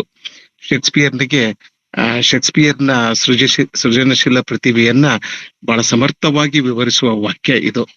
ಹಾಗೆ ಆ ಒಂದು ಸೃಜನಶೀಲತೆಗೆ ಇಂತ ಒಂದು ಶಕ್ತಿ ಇರ್ತದೆ. ಹೀಗಾಗಿ ಯಾವುದು ಸತ್ತಿರ್ತದೆ ಅದಕ್ಕೆ ಅವರು ಜೀವವನ್ನ ತುಂಬ್ತಾರೆ. ಅಂದ್ರೆ ಬುರುಡೆಗಳಲ್ಲಿ ಜೀವ ತುಂಬುವ ಶಕ್ತಿ ಶೇಕ್ಸ್ಪಿಯರ್ನಿಗೆ ಇತ್ತು. ಅವರು ಮೃತ್ಯು ಜೀವಕ ಅಂತ ಒಂದು ರೂಪವನ್ನ ಬೆಳೆಸಿದರು. ಬಹಳ ಅದ್ಭುತವಾದಂತ ಒಂದು ರೂಪಕ. ಹೀಗಾಗಿ ಈ ನಾಟಕದ ಅನೇಕ ಆಯಾಮಗಳ ಕುರಿತು ಚೆನ್ನಪ್ಪ ಕಟ್ಟಿಯವರು ಬಹಳ ಅದ್ಭುತವಾಗಿ ಮಾತನಾಡಿದ್ರಿಂದ ನಾನು ವಿಶೇಷವಾಗಿ ಈ ನಾಟಕದ ಬಗ್ಗೆ ಮತ್ತೆ ಚರ್ಚೆ ಮಾಡ್ಲಿಕ್ಕೆ ಹೋಗುವುದಿಲ್ಲ. ಒಂದು 4-5 ಸಂಗತಿಗಳನ್ನ ಪ್ರಸ್ತಾಪ ಮಾಡಬೇಕು ಅಂತ ನನಗೆ ಅನಿಸ್ತದೆ. ಒಂದು, ಈ ನಾಟಕದ ಸಮಕಾಲೀನ ಓದು ಬಹಳ ಅದ್ಭುತವಾದದ್ದು. ಈಗ ಇಡೀ ಪ್ರಪಂಚದಲ್ಲಿ ನಾವು ಬಹುತೇಕ ರಾಷ್ಟ್ರಗಳು ಪ್ರಜಾಪ್ರಭುತ್ವ ಮಾದರಿ ಸರ್ಕಾರವನ್ನ ಒಪ್ಪಿಕೊಂಡಿವೆ. ಆದ್ರೆ ಈ ಪ್ರಜಾಪ್ರಭುತ್ವ ಮಾದರಿ ಸರ್ಕಾರ ಬಹಳ ಅತ್ಯುತ್ತಮವಾದ ಸರ್ಕಾರ ಏನಲ್ಲ. ಇಲ್ಲೂ ಕೂಡ ಅನೇಕ ಸಮಸ್ಯೆಗಳಿವೆ, ತೊಂದರೆಗಳಿವೆ. 16ನೇ ಶತಮಾನದಲ್ಲಿ ಶೇಕ್ಸ್ಪಿಯರ್ ಬರೆದ ಈ ನಾಟಕದಲ್ಲಿ ಇಂದಿನ ಈ ಹೊತ್ತಿನಲ್ಲಿ ನಾವು ಪ್ರಜಾಪ್ರಭುತ್ವ ವ್ಯವಸ್ಥೆಯಲ್ಲಿ ನಾವು ಎದುರಿಸುವ ಕೆಲವು ಪ್ರಮುಖ ಸಮಸ್ಯೆಗಳನ್ನ ಆತ ಈ ನಾಟಕದಲ್ಲಿ ಚರ್ಚಿಸಿದ್ದ ಎನ್ನುವುದು ಬಹಳ ರೋಮಾಂಚನಕಾರಿಯಾದಂತ, ಕುತೂಹಲಕಾರಿಯಾದಂತ ವಿಷಯ. ಇದರಲ್ಲಿ ಈ ಕೊರಿಯೋಲನಸ್ ಒಂದು ಮಾತನ್ನ ಹೇಳ್ತಾನೆ. ಕಟ್ಟಿಯವರು ಆಗಲೇ ಅನೇಕ ಮಾತುಗಳನ್ನ ಅವರು ಉದ್ಧರಿಸಿದ್ದಾರೆ. I shall be loved when I am lacked ಅಂತಕ್ಕಂತ ಒಂದು ಮಾತು ಬರ್ತದೆ. 4ನೇ ಆಕ್ಟಿನಲ್ಲಿ ಸೀನ್ 1ರಲ್ಲಿ ಈ ಮಾತು ಬರ್ತದೆ. ಕೊರಿಯೋಲನಸ್ ಈ ಮಾತನ್ನ ಹೇಳ್ತಾನೆ. ಕೊರಿಯೋಲನಸ್ ಸಮಸ್ಯೆ ಏನಂತಂದ್ರೆ, ಕಟ್ಟಿಯವರು ಹೇಳಿದಾಗೆ ಅವನಿಗೆ ಅತ್ಯಂತ ದೊಡ್ಡ ಮಟ್ಟದ ಅಹಂಕಾರ ಅವನಲ್ಲಿತ್ತು, ಪ್ರತಿಷ್ಠೆ ಅವನಲ್ಲಿತ್ತು. ನಾನ್ ಕಾಂಪ್ರಮೈಸಿಂಗ್ ನೇಚರ್, ಯಾವುದಕ್ಕೂ ರಾಜಿ ಮಾಡಿಕೊಳ್ಳದ ಒಂದು ಮನಸ್ಥಿತಿ. ರಾಜಿ ಮಾಡಿಕೊಳ್ಳದ ಯಾವ ವ್ಯಕ್ತಿಯೊಂದಿಗೆ, ಯಾವ ಒಂದು ಸಂದರ್ಭದೊಂದಿಗೆ, ರಾಜಿ ಮಾಡಿಕೊಳ್ಳದ ಮನುಷ್ಯ ದೊರೆಯಾಗುವುದು ಅಥವಾ ರಾಜನಾಗುವುದು ಬಹಳ ಕಷ್ಟದ ಕೆಲಸ. ಆದ್ರೆ ಅವನೇನ್ ಹೇಳ್ತಾನೆ ಅಂದ್ರೆ, ನನ್ನ ಅನುಪಸ್ಥಿತಿಯಲ್ಲಿ ಜನರು ನನ್ನನ್ನ ಪ್ರೀತಿಸ್ತಾರೆ, ಹೊಗಳುತ್ತಾರೆ ಅಂತ ಹೇಳ್ತಾರೆ ಅವನು. I shall be loved when I am lacked ಅಂತ. ಇದು ಕೂಡ ಒಂದು ಭ್ರಮೆ. ನಮ್ಮ ಅನುಪಸ್ಥಿತಿಯಲ್ಲಿ ಜನರು ನಮ್ಮನ್ನ ಇಷ್ಟಪಡ್ತಾರೋ ಇಷ್ಟಪಡುವುದಿಲ್ಲವೋ, ನಮ್ಮ ಅನುಪಸ್ಥಿತಿಯಲ್ಲಿ ಜನರು ನಮ್ಮನ್ನು ಪ್ರೀತಿಸ್ತಾರೆಯೋ ಇಲ್ಲವೋ, ಇದು ಬಹಳ ಮುಖ್ಯವಾದ ಪ್ರಶ್ನೆ ಅಲ್ಲ. ಪ್ರಶ್ನೆ ಇರುವುದು ನಾನು ಇರುವಾಗ ಜನರು ನನ್ನನ್ನು ಪ್ರೀತಿಸ್ತಾರೆಯೋ ಇಲ್ಲವೋ ಎನ್ನುವುದೇ ಬಹಳ ಮುಖ್ಯವಾದಂತ ವಿಷಯ. ಇಲ್ಲಿ ಇನ್ನೊಂದು ಶೇಕ್ಸ್ಪಿಯರ್ ಮಾಡಿದ ಕೆಲಸ ಏನಂತಂದ್ರೆ, ಈ ರೋಮನ್ ಜನರು ಏನಿದಾರಲ್ಲ, ಪ್ಲೇಬಿಯನ್ಸ್, ಈ ರೋಮನ್ ಜನರ ಚಂಚಲ ಸ್ವಭಾವವನ್ನ ಕೊರಿಯೋಲನಸ್ ಈ ಮಾತಿನಲ್ಲಿ ಕೀಲಿ ಮಾಡ್ತಾನೆ. ಸ್ವತಃ ಶೇಕ್ಸ್ಪಿಯರ್ ಕೂಡ ಈ ಜನರ ಪ್ಲೇಬಿಯನ್ಸ್ನ ಈ ಚಂಚಲ ಸ್ವಭಾವದ ಬಗ್ಗೆ ಮಾತನಾಡ್ತಾನೆ. ಶೇಕ್ಸ್ಪಿಯರ್ ಹಾಗೆ ನೋಡಿದ್ರೆ ಅನೇಕ ನಾಟಕಗಳಲ್ಲಿ ಈ ಮಾಸ್ ಏನಿರ್ತಲ್ಲ ಅಂದ್ರೆ ಜನರ ಸ್ವಭಾವ ಬಹಳ ಚಂಚಲವಾದದ್ದು, ಜನರ ಪ್ರೀತಿ ಕೂಡ ಬಹಳ ಚಂಚಲವಾದದ್ದು. ಅವರು ಇವತ್ತು ನಮ್ಮನ್ನ ಇಷ್ಟಪಡ್ತಾರೆ, ನಾಳೆ ಬೇರೆಯವರನ್ನ ಇಷ್ಟಪಡ್ತಾರೆ. ಒಂದು ಸಣ್ಣ ಉದಾಹರಣೆ ಕೊಡುವುದಾದ್ರೆ, ಈ ಒಂದು 25 ವರ್ಷಗಳ ಹಿಂದೆ ಕ್ರಿಕೆಟ್ ನಲ್ಲಿ ಟೆಂಡೂಲ್ಕರ್ ಅಂತಿದ್ರು, ಅಥವಾ ಗಂಗೂಲಿ ಅಂತಿದ್ರು. ಈಗ ಆ ಬೇರೆ ಹೆಸರನ್ನ ತೆಗೆದುಕೊಳ್ತಾರೆ. ಇನ್ನೊಂದು 10 ವರ್ಷ ಹೋದ್ರೆ ಇನ್ನೊಬ್ಬ ಹೀರೋ ಹುಟ್ಕೋತಾನೆ. ಅಂದ್ರೆ ಜನರ ಮನಸ್ಸಿನಲ್ಲಿ ದಿನನಿತ್ಯ ಒಬ್ಬ ನಾಯಕ ಹುಟ್ಕೋತಿರ್ತಾನೆ, ಒಬ್ಬ ನಾಯಕ ಸತ್ತು ಹೋಗ್ತಾನೆ. ಯಾಕಂದ್ರೆ ಈ ಚುನಾವಣೆಯಲ್ಲಿ ನಾವು ಒಂದು ಪಕ್ಷಕ್ಕೆ ಮತ ಹಾಕ್ತೇವೆ, ಮುಂದಿನ ಚುನಾವಣೆಯಲ್ಲಿ ಮತ್ತೊಂದು ಪಕ್ಷಕ್ಕೆ ಮತ ಹಾಕ್ತೇವೆ. ಈ ನಾಯಕ ಏನ್ ಮಾಡಿದ, ಅವನು ಒಳ್ಳೆಯದನ್ನ ಮಾಡಿರ್ಬೋದು, ಕೆಟ್ಟದನ್ನ ಮಾಡಿರ್ಬೋದು, ನಾಡಿಗೆ ದೇಶಕ್ಕೆ ಒಳ್ಳೆಯದನ್ನ ಮಾಡಿರ್ಬೋದು, ಅಥವಾ ದೇಶದ ಘನತೆಯನ್ನು ಹೆಚ್ಚಿಸಿರಬಹುದು. ಅವನನ್ನೇ ಮತ್ತೆ ಜನರು ಪ್ರೀತಿ ಮಾಡ್ತಾರೆ, ಅಧಿಕಾರಕ್ಕೆ ತರ್ತಾರೆ ಅಂತ ಹೇಳಲಿಕ್ಕೆ ಸಾಧ್ಯ ಇಲ್ಲ. ಈ ಸ್ವಭಾವವನ್ನ ಶೇಕ್ಸ್ಪಿಯರ್ ಇಲ್ಲಿ ಬಹಳ ಮಾರ್ಮಿಕವಾಗಿ ಚಿತ್ರಿಸಿದ್ದಾನೆ. ಇನ್ನೊಂದು, ಕೊರಿಯೋಲನಸ್ಗೆ ಗಡಿಪಾರ್ ಮಾಡ್ತಾರೆ, ರೋಮದಿಂದ ಅವನು ಹೊರಗೆ ಹಾಕ್ತಾರೆ. ರೋಮದಿಂದ ಹೊರ ಹೋದ ಕೊರಿಯೋಲನಸ್ ರೋಮದ ಮೇಲೆ ದಾಳಿ ಮಾಡ್ಲಿಕ್ಕೆ ಮುಂದಾಗ್ತಾನೆ. ಅಂದ್ರೆ ತನ್ನ ದೇಶದ ವಿರುದ್ಧವೇ ಪಿತೂರಿ ಮಾಡ್ಲಿಕ್ಕೆ ಹೋಗ್ತಾನೆ. ಈಗ ನೋಡ್ರಿ, ಈಗ ಒಂದು ರಾಜಕೀಯ ಪಕ್ಷ ಇರ್ತದೆ, ಚುನಾವಣೆ ಬರ್ತದೆ, ಟಿಕೆಟ್ ಕೊಡೋದಿಲ್ಲ. ಒಬ್ಬ ತನ್ನ ಪಾರ್ಟಿಯ ಸದಸ್ಯರಿಗೆ ಆ ಪಕ್ಷ ಟಿಕೆಟ್ ಕೊಡೋದಿಲ್ಲ. ಆಗ ಆತ ಬೇರೆ ಪಕ್ಷದಕ್ಕೆ ಹೋಗಿ ಆ ಬೇರೆ ಪಕ್ಷದ ಟಿಕೆಟ್ ತಗೊಂಡು ಚುನಾವಣೆಯಲ್ಲಿ ನಿಂತು ತನ್ನ ಮೂಲ ಪಕ್ಷವನ್ನ ಸರ್ವನಾಶ ಮಾಡ್ಲಿಕ್ಕೆ ಹೋಗ್ತಾನೆ. ಇದು ವಿಚಿತ್ರವಾದಂತ ಒಂದು ಸನ್ನಿವೇಶ. ಹಾಗೆ ಕೆಲವರು ದೇಶದ ವಿರುದ್ಧ ಕೆಲಸ ಮಾಡ್ತಾ ಇರ್ತಾರೆ. ಆದ್ರೆ ಯಾವುದೇ ವ್ಯಕ್ತಿ ದೇಶದ ವಿರುದ್ಧವಾಗಿ ಕೆಲಸ ಮಾಡಿದರೆ, ದೇಶ ವಿರೋಧಿ ಕೆಲಸ ಮಾಡಿದರೆ, ಅವನ ಅವಸಾನ ಕಟ್ಟಿಟ್ಟ ಬುತ್ತಿ ಅಂತಕ್ಕಂಥ ಮಾತನ್ನ ಕೂಡ ನಾವು ಈ ನಾಟಕದಿಂದ ಕಲಿಬಹುದಾಗಿದೆ. ಅಹಂಕಾರ, ಪ್ರತಿಷ್ಠೆ, ಅಸ್ಥಿರತೆ ಅವಸಾನಕ್ಕೆ ದಾರಿ ಮಾಡಿಕೊಡ್ತದೆ ಅಂತ ಶೇಕ್ಸ್ಪಿಯರ್ ಈ ನಾಟಕದಲ್ಲಿ ಬಹಳ ಸ್ಪಷ್ಟವಾಗಿ ಹೇಳ್ತಾನೆ. ಕೊರಿಯೋಲನಸ್ ಒಬ್ಬ ವಾರಿಯರ್ ಆಗಿರ್ತಾನೆ, ದೊಡ್ಡ ಸಾಹಸಿ ಆಗಿರ್ತಾನೆ. ಆದ್ರೆ ಯಾವುದಕ್ಕೂ ಯಾರ ಜೊತೆಗೂ ರಾಜಿ ಮಾಡಿಕೊಳ್ಳದ ಅವನ ಅಹಂಕಾರ, ಆ ಪ್ರತಿಷ್ಠೆ ಅವನನ್ನ ರಾಜಕೀಯವಾಗಿ ಅವನು ವಿಫಲರಾಗ್ತಾನೆ. He becomes a political failure. So Coriolanus ಯುದ್ಧ ನಾಯಕನಾಗಿರ್ತಾನೆ, ಆದ್ರೆ ಜನರ ಸೇವಕನಾಗಲು ಅವನು ಇಷ್ಟಪಡೋದಿಲ್ಲ. ಕಟಿಯವರು ಬಹಳ ಅರ್ಥಪೂರ್ಣವಾಗಿ ಈ ಸನ್ನಿವೇಶವನ್ನ ನಮಗೆಲ್ಲ ವಿಶ್ಲೇಷಣೆ ಮಾಡಿ ಹೇಳಿದ್ದಾರೆ. ಅಂದ್ರೆ he refuses to become a servant, a public servant. ಆದ್ರೆ ರೋಮ ಸಾಮ್ರಾಜ್ಯದಲ್ಲಿ ಒಂದು ನಿಯಮ ಇರ್ತದೆ. ಅಲ್ಲಿ ಜನರ ಅಭಿಮತಕ್ಕೆ ಹೆಚ್ಚಿನ ಪ್ರಾಶಸ್ತ್ಯ ಇರ್ತದೆ. ಜನರ ಒಪ್ಪಿಗೆಯನ್ನ ಪಡೆದ ಮೇಲೆಯೇ ನೀನು ಅಧಿಕಾರಕ್ಕೆ ಬರಲಿಕ್ಕೆ ಸಾಧ್ಯ ಆಗ್ತದೆ. ಅವನಿಗೆ ಅಧಿಕಾರ ಬೇಕಾಗಿರ್ತದೆ, ಆದ್ರೆ ಜನರ ಸೇವಕನಾಗ್ಲಿಕ್ಕೆ ಅವನು ಇಷ್ಟಪಡೋದಿಲ್ಲ. ಯಾಕಂದ್ರೆ he is basically fundamentally warrior. ಈ ಒಂದು ಸ್ವಭಾವದಿಂದಾಗಿ ಅವನು ರಾಜಿ ಮಾಡಿಕೊಳ್ಳಕ್ಕೆ ಹೋಗುವುದಿಲ್ಲ. ಆ ಕಾರಣಕ್ಕಾಗಿ ಅವನು ಅವಸಾನ ಹೊಂತಾನೆ. ಆಮೇಲೆ ಅವನು ಕೊನೆಗೆ ತನ್ನ ಇನ್ನೊಬ್ಬ ದೇಶ ವಿರೋಧಿ ಜೊತೆ ಸ್ನೇಹ ಬೆಳೆಸ್ತಾನೆ, ಸಂಘ ಬೆಳೆಸ್ತಾನೆ. ಅವನ ಜೊತೆ ಸೇರಿ ತನ್ನ ದೇಶದ ಮೇಲೆ ಯುದ್ಧ ಮಾಡ್ಲಿಕ್ಕೆ ಹೋಗ್ತಾನೆ. ಆಗ ಅವನ ತಾಯಿ ಮಧ್ಯ ಪ್ರವೇಶ ಮಾಡ್ತಾಳೆ. ಇಲ್ಲ, ಸರಿಯಲ್ಲ, ನಿನ್ನ ದೇಶದ ಮೇಲೆ ನೀನು ಯುದ್ಧ ಮಾಡುವುದು ಸರಿಯಲ್ಲ ಅಂದಾಗ ಕಟಿಯವರು ಹೇಳಿದಾಗೆ ಅವನು ಕೊರಿಯೋಲನಸ್ ಮೇಲೆ ದಾಳಿ ಮಾಡಿ ಅವನ ತಲೆದಂಡವನ್ನು ತೆಗೆದುಕೊಳ್ಳುತ್ತಾನೆ. ಸೊ ನಾನು what I am trying to say is ಅಂತಂದ್ರೆ, ನಾವು ಯಾವಾಗ ದುಷ್ಟ ಶಕ್ತಿಗಳೊಂದಿಗೆ ಕೈ ಜೋಡಿಸುತ್ತೇವೆಯೋ, ಯಾವಾಗ ನಾಡದ್ರೋಹಿ ದೇಶದ್ರೋಹಿಗಳ ಜೊತೆಗೆ ಕೈ ಜೋಡಿಸುತ್ತೇವೆಯೋ, ಆವಾಗ ನಮ್ಮ ಅವಸಾನ ಕಟ್ಟಿಟ್ಟ ಬುತ್ತಿ ಅಂತಕ್ಕಂಥ ಒಂದು ಸಂದೇಶ ಶೇಕ್ಸ್ಪಿಯರ್ ಈ ನಾಟಕದ ಮೇಲೆ ನಮಗೆ ನೀಡ್ತಾನೆ ಅಂತ ಅನಿಸ್ತದೆ. ಇಲ್ಲಿ ತಾಯಿ ಮಗನ ಸಂಬಂಧದ ತೀವ್ರತೆ ಬಹಳ ಅದ್ಭುತವಾಗಿದೆ. ಅದನ್ನ ಕಟಿಯವರು ಆಗ್ಲೇ ಹೇಳಿದ್ದಾರೆ. ಕೊರಿಯೋಲನಸ್ ಒಬ್ಬ ಪ್ರತಿನಾಯಕ. Is not a conventional hero, is an anti hero. ಅನೇಕ ಕಾರಣಗಳಿಂದ ನಾವು ಈ ನಾಟಕವನ್ನ ಇಷ್ಟಪಡಬಹುದಾಗಿದೆ. ಈ ನಾಟಕದ ವಸ್ತು, ಪಾತ್ರಗಳು, ಈ ನಾಟಕ ಕಟ್ಟಿಕೊಡುವ ದರ್ಶನ ಮತ್ತು ಶೇಕ್ಸ್ಪಿಯರ್ ಹೇಳುವ ಒಂದು ಪೊಲಿಟಿಕಲ್ ಫಿಲಾಸಫಿ, ಇಂಥ ಅನೇಕ ಕಾರಣಗಳಿಂದ ಈ ನಾಟಕವನ್ನ ನಾವು ಇಷ್ಟಪಡಬೇಕಾಗಿದೆ. ನಾವು ಈ ನಾಟಕವನ್ನ ಖಂಡಿತವಾಗಿ ಓದಬೇಕಾಗಿದೆ. ಈ ನಾಟಕವನ್ನು ಓದುವುದರ ಮೂಲಕ ಶೇಕ್ಸ್ಪಿಯರ್ನ ಈ ದುರಂತ ನಾಟಕದ ಕಲ್ಪನೆಯ ಇನ್ನೊಂದು ಹೊಸ ಆಯಾಮವನ್ನ ತಿಳಿದುಕೊಳ್ಳಲಿಕ್ಕೆ ಸಾಧ್ಯ ಇದೆ. ಹಾಗೆ ರಾಜಕೀಯ ವ್ಯವಸ್ಥೆಯ ಬಗ್ಗೆ, ಪ್ರಜಾಪ್ರಭುತ್ವದ ಬಗ್ಗೆ, ಅಧಿಕಾರದ ಅನೇಕ ಮುಖಗಳ ಬಗ್ಗೆ ನಮಗೆ ಬಹಳ ಸ್ಪಷ್ಟವಾಗಿ ಮಾಹಿತಿ ಪಡೆಯಲು ಸಾಧ್ಯವಿದೆ. ಇಷ್ಟು ಮಾತುಗಳು ಈ ಸಂದರ್ಭದಲ್ಲಿ ಸಾಕು. ನಾನು ಮತ್ತೊಮ್ಮೆ ಧಾರವಾಡ ಕಟ್ಟಿಯ ಪರವಾಗಿ ನಿಮ್ಮೆಲ್ಲರ ಪರವಾಗಿ ನನ್ನ ವಿದ್ಯಾಗುರುಗಳಾದ ಚನ್ನಪ್ಪ ಕಟ್ಟಿಯವರಿಗೆ ಕೃತಜ್ಞತೆ,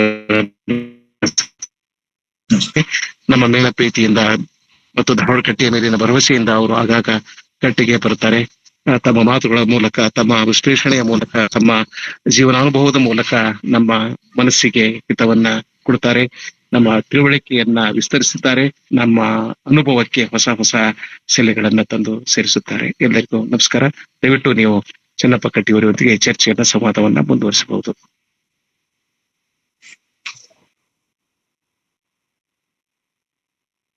ಸರ್, ಧನ್ಯವಾದಗಳು ಸರ್.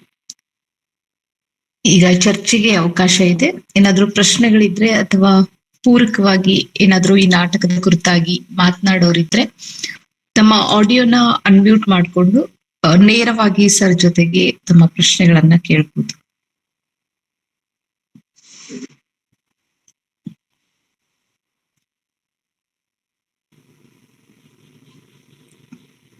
ನಮಸ್ಕಾರ ಸರ್. ನಮಸ್ತೆ, ಮಾತಾಡಿ ಸರ್. ಡಾಕ್ಟರ್ ಕಟ್ಟಿ ಅವರು ಕಟ್ಟೆಗೆ ಬಂದಿದ್ದು ಬಹಳ ಸಂತೋಷದ ವಿಚಾರ. ಅವರು ರೋಮ್ ನಗರದ ಮೇಲೆ ಅಂದಾಗೆಲ್ಲ ನನಗೆ ಆ ಜೂಲಿಯಸ್ ಸೀಸರ್ನ ವೈಭವ ಕಣ್ಮುಂದೆ ಬರ್ತಾ ಇತ್ತು. ಸರ್, ಒಂದು ಪ್ರಶ್ನೆ ನನ್ನದು, ಈ ನಾಟಕ ಸಾಕಷ್ಟು ರಂಗ ಪ್ರಯೋಗ ಆಗಿಲ್ಲ, ಯಾತಕ್ಕೆ?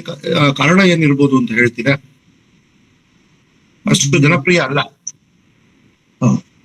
ನಾನು ಪ್ರಾರಂಭದಲ್ಲಿ ಹೇಳಿದೆ, ಶೇಕ್ಸ್ಪಿಯರ್ನ ಪ್ರಮುಖ 4 ನಾಟಕಗಳಿಗಿಂತ ಇದು ಭಿನ್ನ, ಅದರ ಪ್ರಸಿದ್ಧಿ ಇದಕ್ಕಿಲ್ಲ, ಈ ನಾಟಕಕ್ಕೆ ಇಲ್ಲ ಅನ್ನೋದನ್ನ ಹೇಳಿದೆ. ನನ್ಗೆ ತಿಳಿದ ಮಟ್ಟಿಗೆ ಪ್ರಮುಖ ಕಾರಣ ಏನಿದ್ದಿರ್ಬೋದು ಅಂತಂದ್ರೆ, ಇದೊಂದು ಅಲ್ಲಿರುವಂತ ವ್ಯಕ್ತಿಯ ನಾಯಕನ ಹೊಯ್ದಾಟದ ಕೊರತೆ ಇಲ್ಲಿದೆ.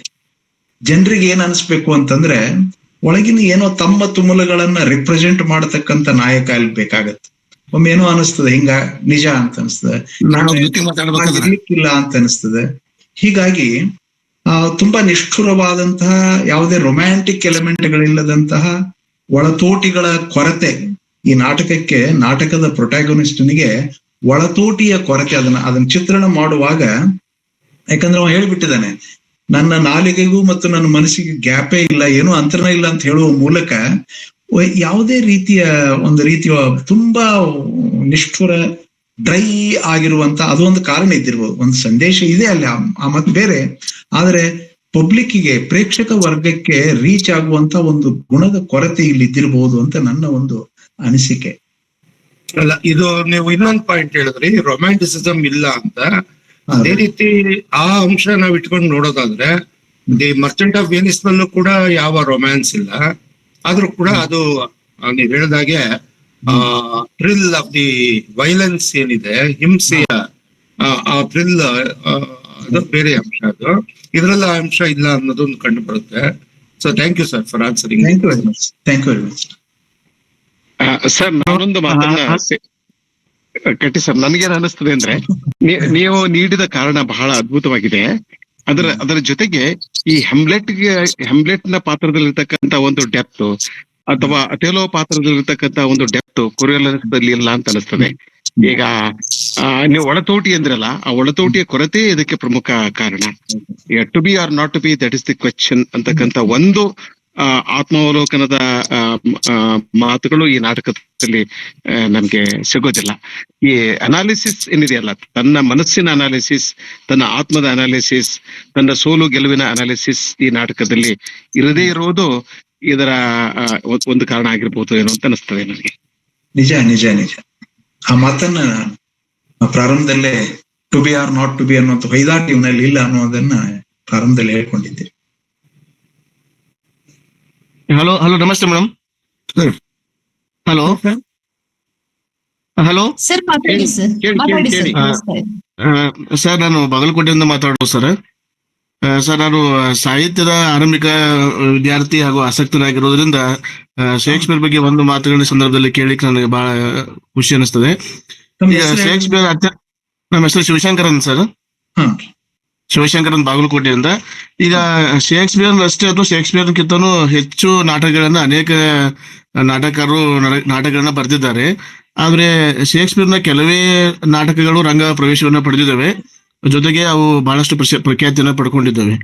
ಆದರೆ ಶೇಕ್ಸ್ಪಿಯರ್ಗಿಂತಲೂ ಹೆಚ್ಚು ನಾಟಕಗಳು ರಂಗ ಪ್ರವೇಶವನ್ನ ಪಡ್ಕೊಂಡಿದ್ದಾವೆ.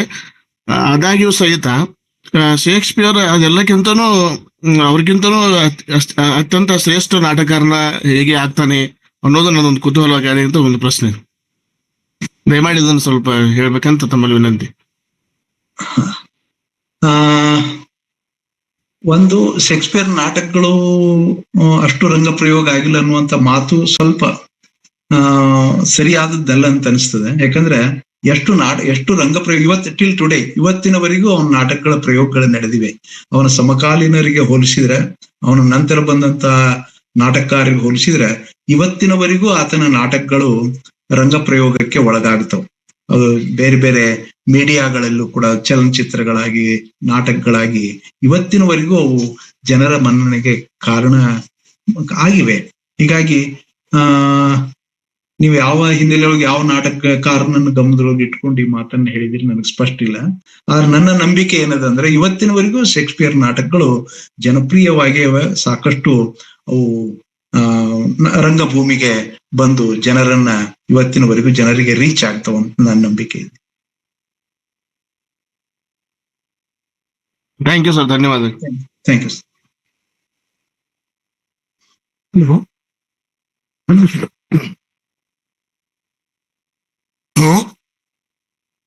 ಹಾ ಹೇಳಿ ಸರ್.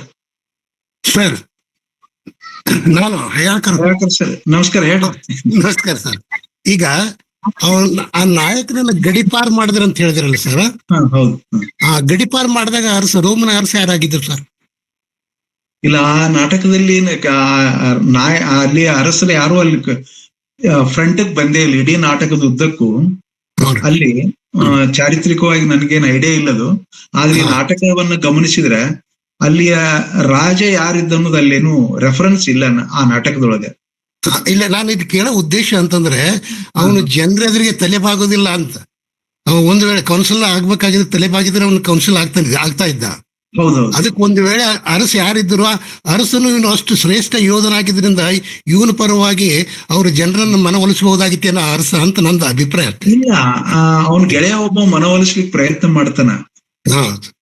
ಎಷ್ಟ್ ಮನವೊಲಿಸ್ತಾನ ಅಂದ್ರೆ ಬಹುತೇಕ ಆ ಶಕ್ತಿಯ ಒಂದು ಪ್ರತಿನಿಧಿ ಇದ್ದಿರ್ಬೇಕು ಅವ. ಅವನ ಗೆಳೆಯ ಏನಂತಾನಂದ್ರ ಇವನ ದೇಹದ ಮೇಲಿನ ಗಾಯಗಳೇನಿವೆಯಲ್ಲ, ಯುದ್ಧದಲ್ಲಿ ಮಾಡಿಕೊಂಡಿರ್ತಕ್ಕಂಥ ಗಾಯಗಳು, ಅವು ಚರ್ಚ್ನೊಳಗಿನ ಪವಿತ್ರವಾದಂತ ಚರ್ಚ್ನೊಳಗಿನ ಗೋರಿಯಷ್ಟು ಪವಿತ್ರದವು ಅಂತ ಹೇಳುವ ಮೂಲಕ ಮನವೊಲಿಸ್ಲಿಕ್ಕೆ ಪ್ರಯತ್ನ ನಡೆದಿದೆ ಅಲ್ಲೇ.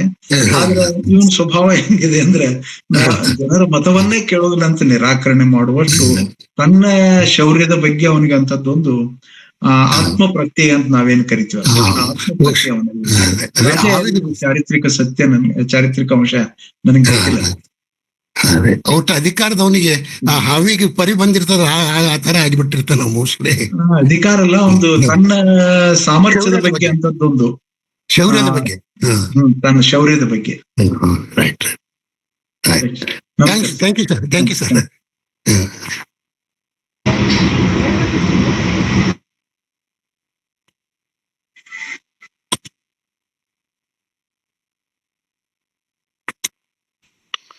ಮೇಡಮ್, ಪ್ರಶ್ನೆಗಳಿಲ್ಲಾಂದ್ರೆ ಕಾರ್ಯಕ್ರಮ ಮುಗಿಸ್ಬೋದು. ಕೇಳಿ ನೋಡಿ ಇನ್ನೊಂದು. ಆದ್ಮೇಲೆ ಬೇರೆ ಏನಾದ್ರೂ ಪ್ರಶ್ನೆಗಳಿದ್ರೆ ಅಥವಾ ಪೂರಕವಾಗಿ ಏನಾದ್ರು ವಿಷಯಗಳನ್ನ ಹಂಚ್ಕೊಳ್ಳೋ ಹಾಗಿದ್ರೆ ಯಾರಾದ್ರೂ ಒಬ್ರು ತಮ್ಮ ವಿಷಯಗಳನ್ನ ಹಂಚ್ಕೊಳ್ಬಹುದು ಅಥವಾ ಪ್ರಶ್ನೆ ಇದ್ದ ಕೇಳ್ಬಹುದು.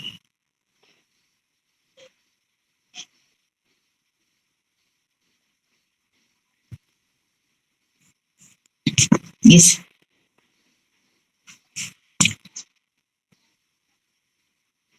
ನಂತರದಲ್ಲಿ ತಮ್ಗೇನಾದ್ರೂ ಪ್ರಶ್ನೆಗಳನ್ನ ಕೇಳ್ಬೇಕು ಅನ್ಸಿದ್ರೆ ಈ ಒಂದು ವಿಡಿಯೋ ಧಾರವಾಡ ಕಟ್ಟೆಯ ಒಂದು ಯೂಟ್ಯೂಬ್ ಚಾನಲ್ ಅಲ್ಲಿ ಲಭ್ಯ ಇರುತ್ತೆ.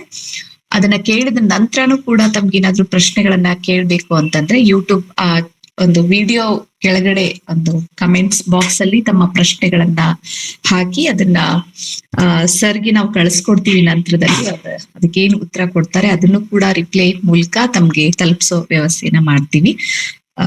ಇಷ್ಟು ಮಾತುಗಳನ್ನ ಹೇಳ್ತಾ ಇವತ್ತಿನ ಈ ಕಾರ್ಯಕ್ರಮದಲ್ಲಿ ನಮ್ಮ ಆಹ್ವಾನವನ್ನ ಸ್ವೀಕರಿಸಿ ಸರ್ ಈಗ ಮೊದ್ಲು ನಮ್ಗೆ ಎನಿ ಟೈಮ್ ಅವೈಲಬಲ್ ಆಗ್ತಾ ಇದ್ರು ಚನ್ನಪ್ಪಕಟ್ಟಿ ಸರ್.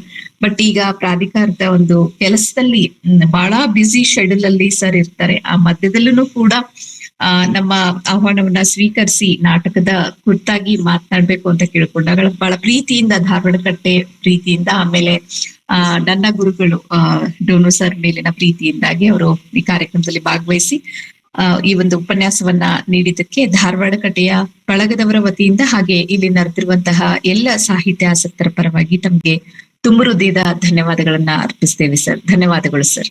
ನಮಸ್ಕಾರ. ನಮಸ್ತೆ ಸರ್. ಹಾಗೆ ಈ ಕಾರ್ಯಕ್ರಮದ ಅಧ್ಯಕ್ಷತೆಯನ್ನ ವಹಿಸಿರುವಂತಹ ಪ್ರೊಫೆಸರ್ ಬಸವರಾಜ್ ಡೋನು ಸರ್ಗೂ ಕೂಡ ಧನ್ಯವಾದಗಳನ್ನ ಅರ್ಪಿಸ್ತೇವೆ. ಧನ್ಯವಾದಗಳು ಸರ್. ಹಾಗೆ ಈ ಕಾರ್ಯಕ್ರಮದಲ್ಲಿ ಹಿರಿಯರಿಗೆ ಹಾಗೆ ಕಾರ್ಯಕ್ರಮದಲ್ಲಿ ಭಾಗಿಯಾಗಿ ಪ್ರಶ್ನೆಗಳನ್ನ ಎತ್ತೋದ್ರ ಮೂಲಕ ಮತ್ತೊಂದಿಷ್ಟು ವಿಷಯಗಳನ್ನ ಸರ್ ಕಡೆಯಿಂದ ಮಾಡಿಕೊಡೋದಕ್ಕೆ ಅವಕಾಶ ಮಾಡಿಕೊಟ್ಟಂತ ಹಿರಿಯರಿಗೆ, ಸಾಹಿತ್ಯಾಸಕ್ತರಿಗೆ, ಹಾಗೆ ಮಾಧ್ಯಮ ಮಿತ್ರದವರಿಗೆ, ಧಾರವಾಡಕಟ್ಟೆಯ ಎಲ್ಲ ಬಳಗದವರಿಗೆ, ಪದಾಧಿಕಾರಿಗಳಿಗೆ ತುಂಬ ಹೃದಯದ ಧನ್ಯವಾದಗಳನ್ನ ಅರ್ಪಿಸ್ತೇವೆ. ಮತ್ತೊಮ್ಮೆ ಧನ್ಯವಾದಗಳು. ಹಾಗೆ ಈ ಧಾರವಾಡಕಟ್ಟೆಯ ಎಲ್ಲ ಕಾರ್ಯಕ್ರಮಗಳು ಈ ಮೊದಲು ಹೇಳಿದಾಗೆ ಗುರುವಾರ ಮತ್ತೆ ಶನಿವಾರ ನಿರಂತರವಾಗಿ ಸಂಜೆ 6 ಗಂಟೆಗೆ ಇದೇ ಲಿಂಕ್ ಅನ್ನ ಬಳಸ್ಕೊಂಡು ಜರುಗ್ತಾ ಇರ್ತವೆ. ಆ ಎಲ್ಲ ಕಾರ್ಯಕ್ರಮಗಳಿಗೆ ತಾವು ಭಾಜನಾಗ್ಬೇಕು ಮತ್ತೆ ಚರ್ಚೆನಲ್ಲಿ ಭಾಗವಹಿಸ್ಬೇಕು ಅಂತ ಕೇಳ್ಕೊಳ್ತಾ ಮತ್ತೊಮ್ಮೆ ಧನ್ಯವಾದಗಳನ್ನ ಅರ್ಪಿಸಿ ಈ ಕಾರ್ಯಕ್ರಮವನ್ನ ಇಲ್ಲಿಗೆ ಕೊನೆಗಾಣಿಸ್ತಾ ಇದ್ದೇವೆ. ಧನ್ಯವಾದಗಳು. ಶುಭರಾತ್ರಿ.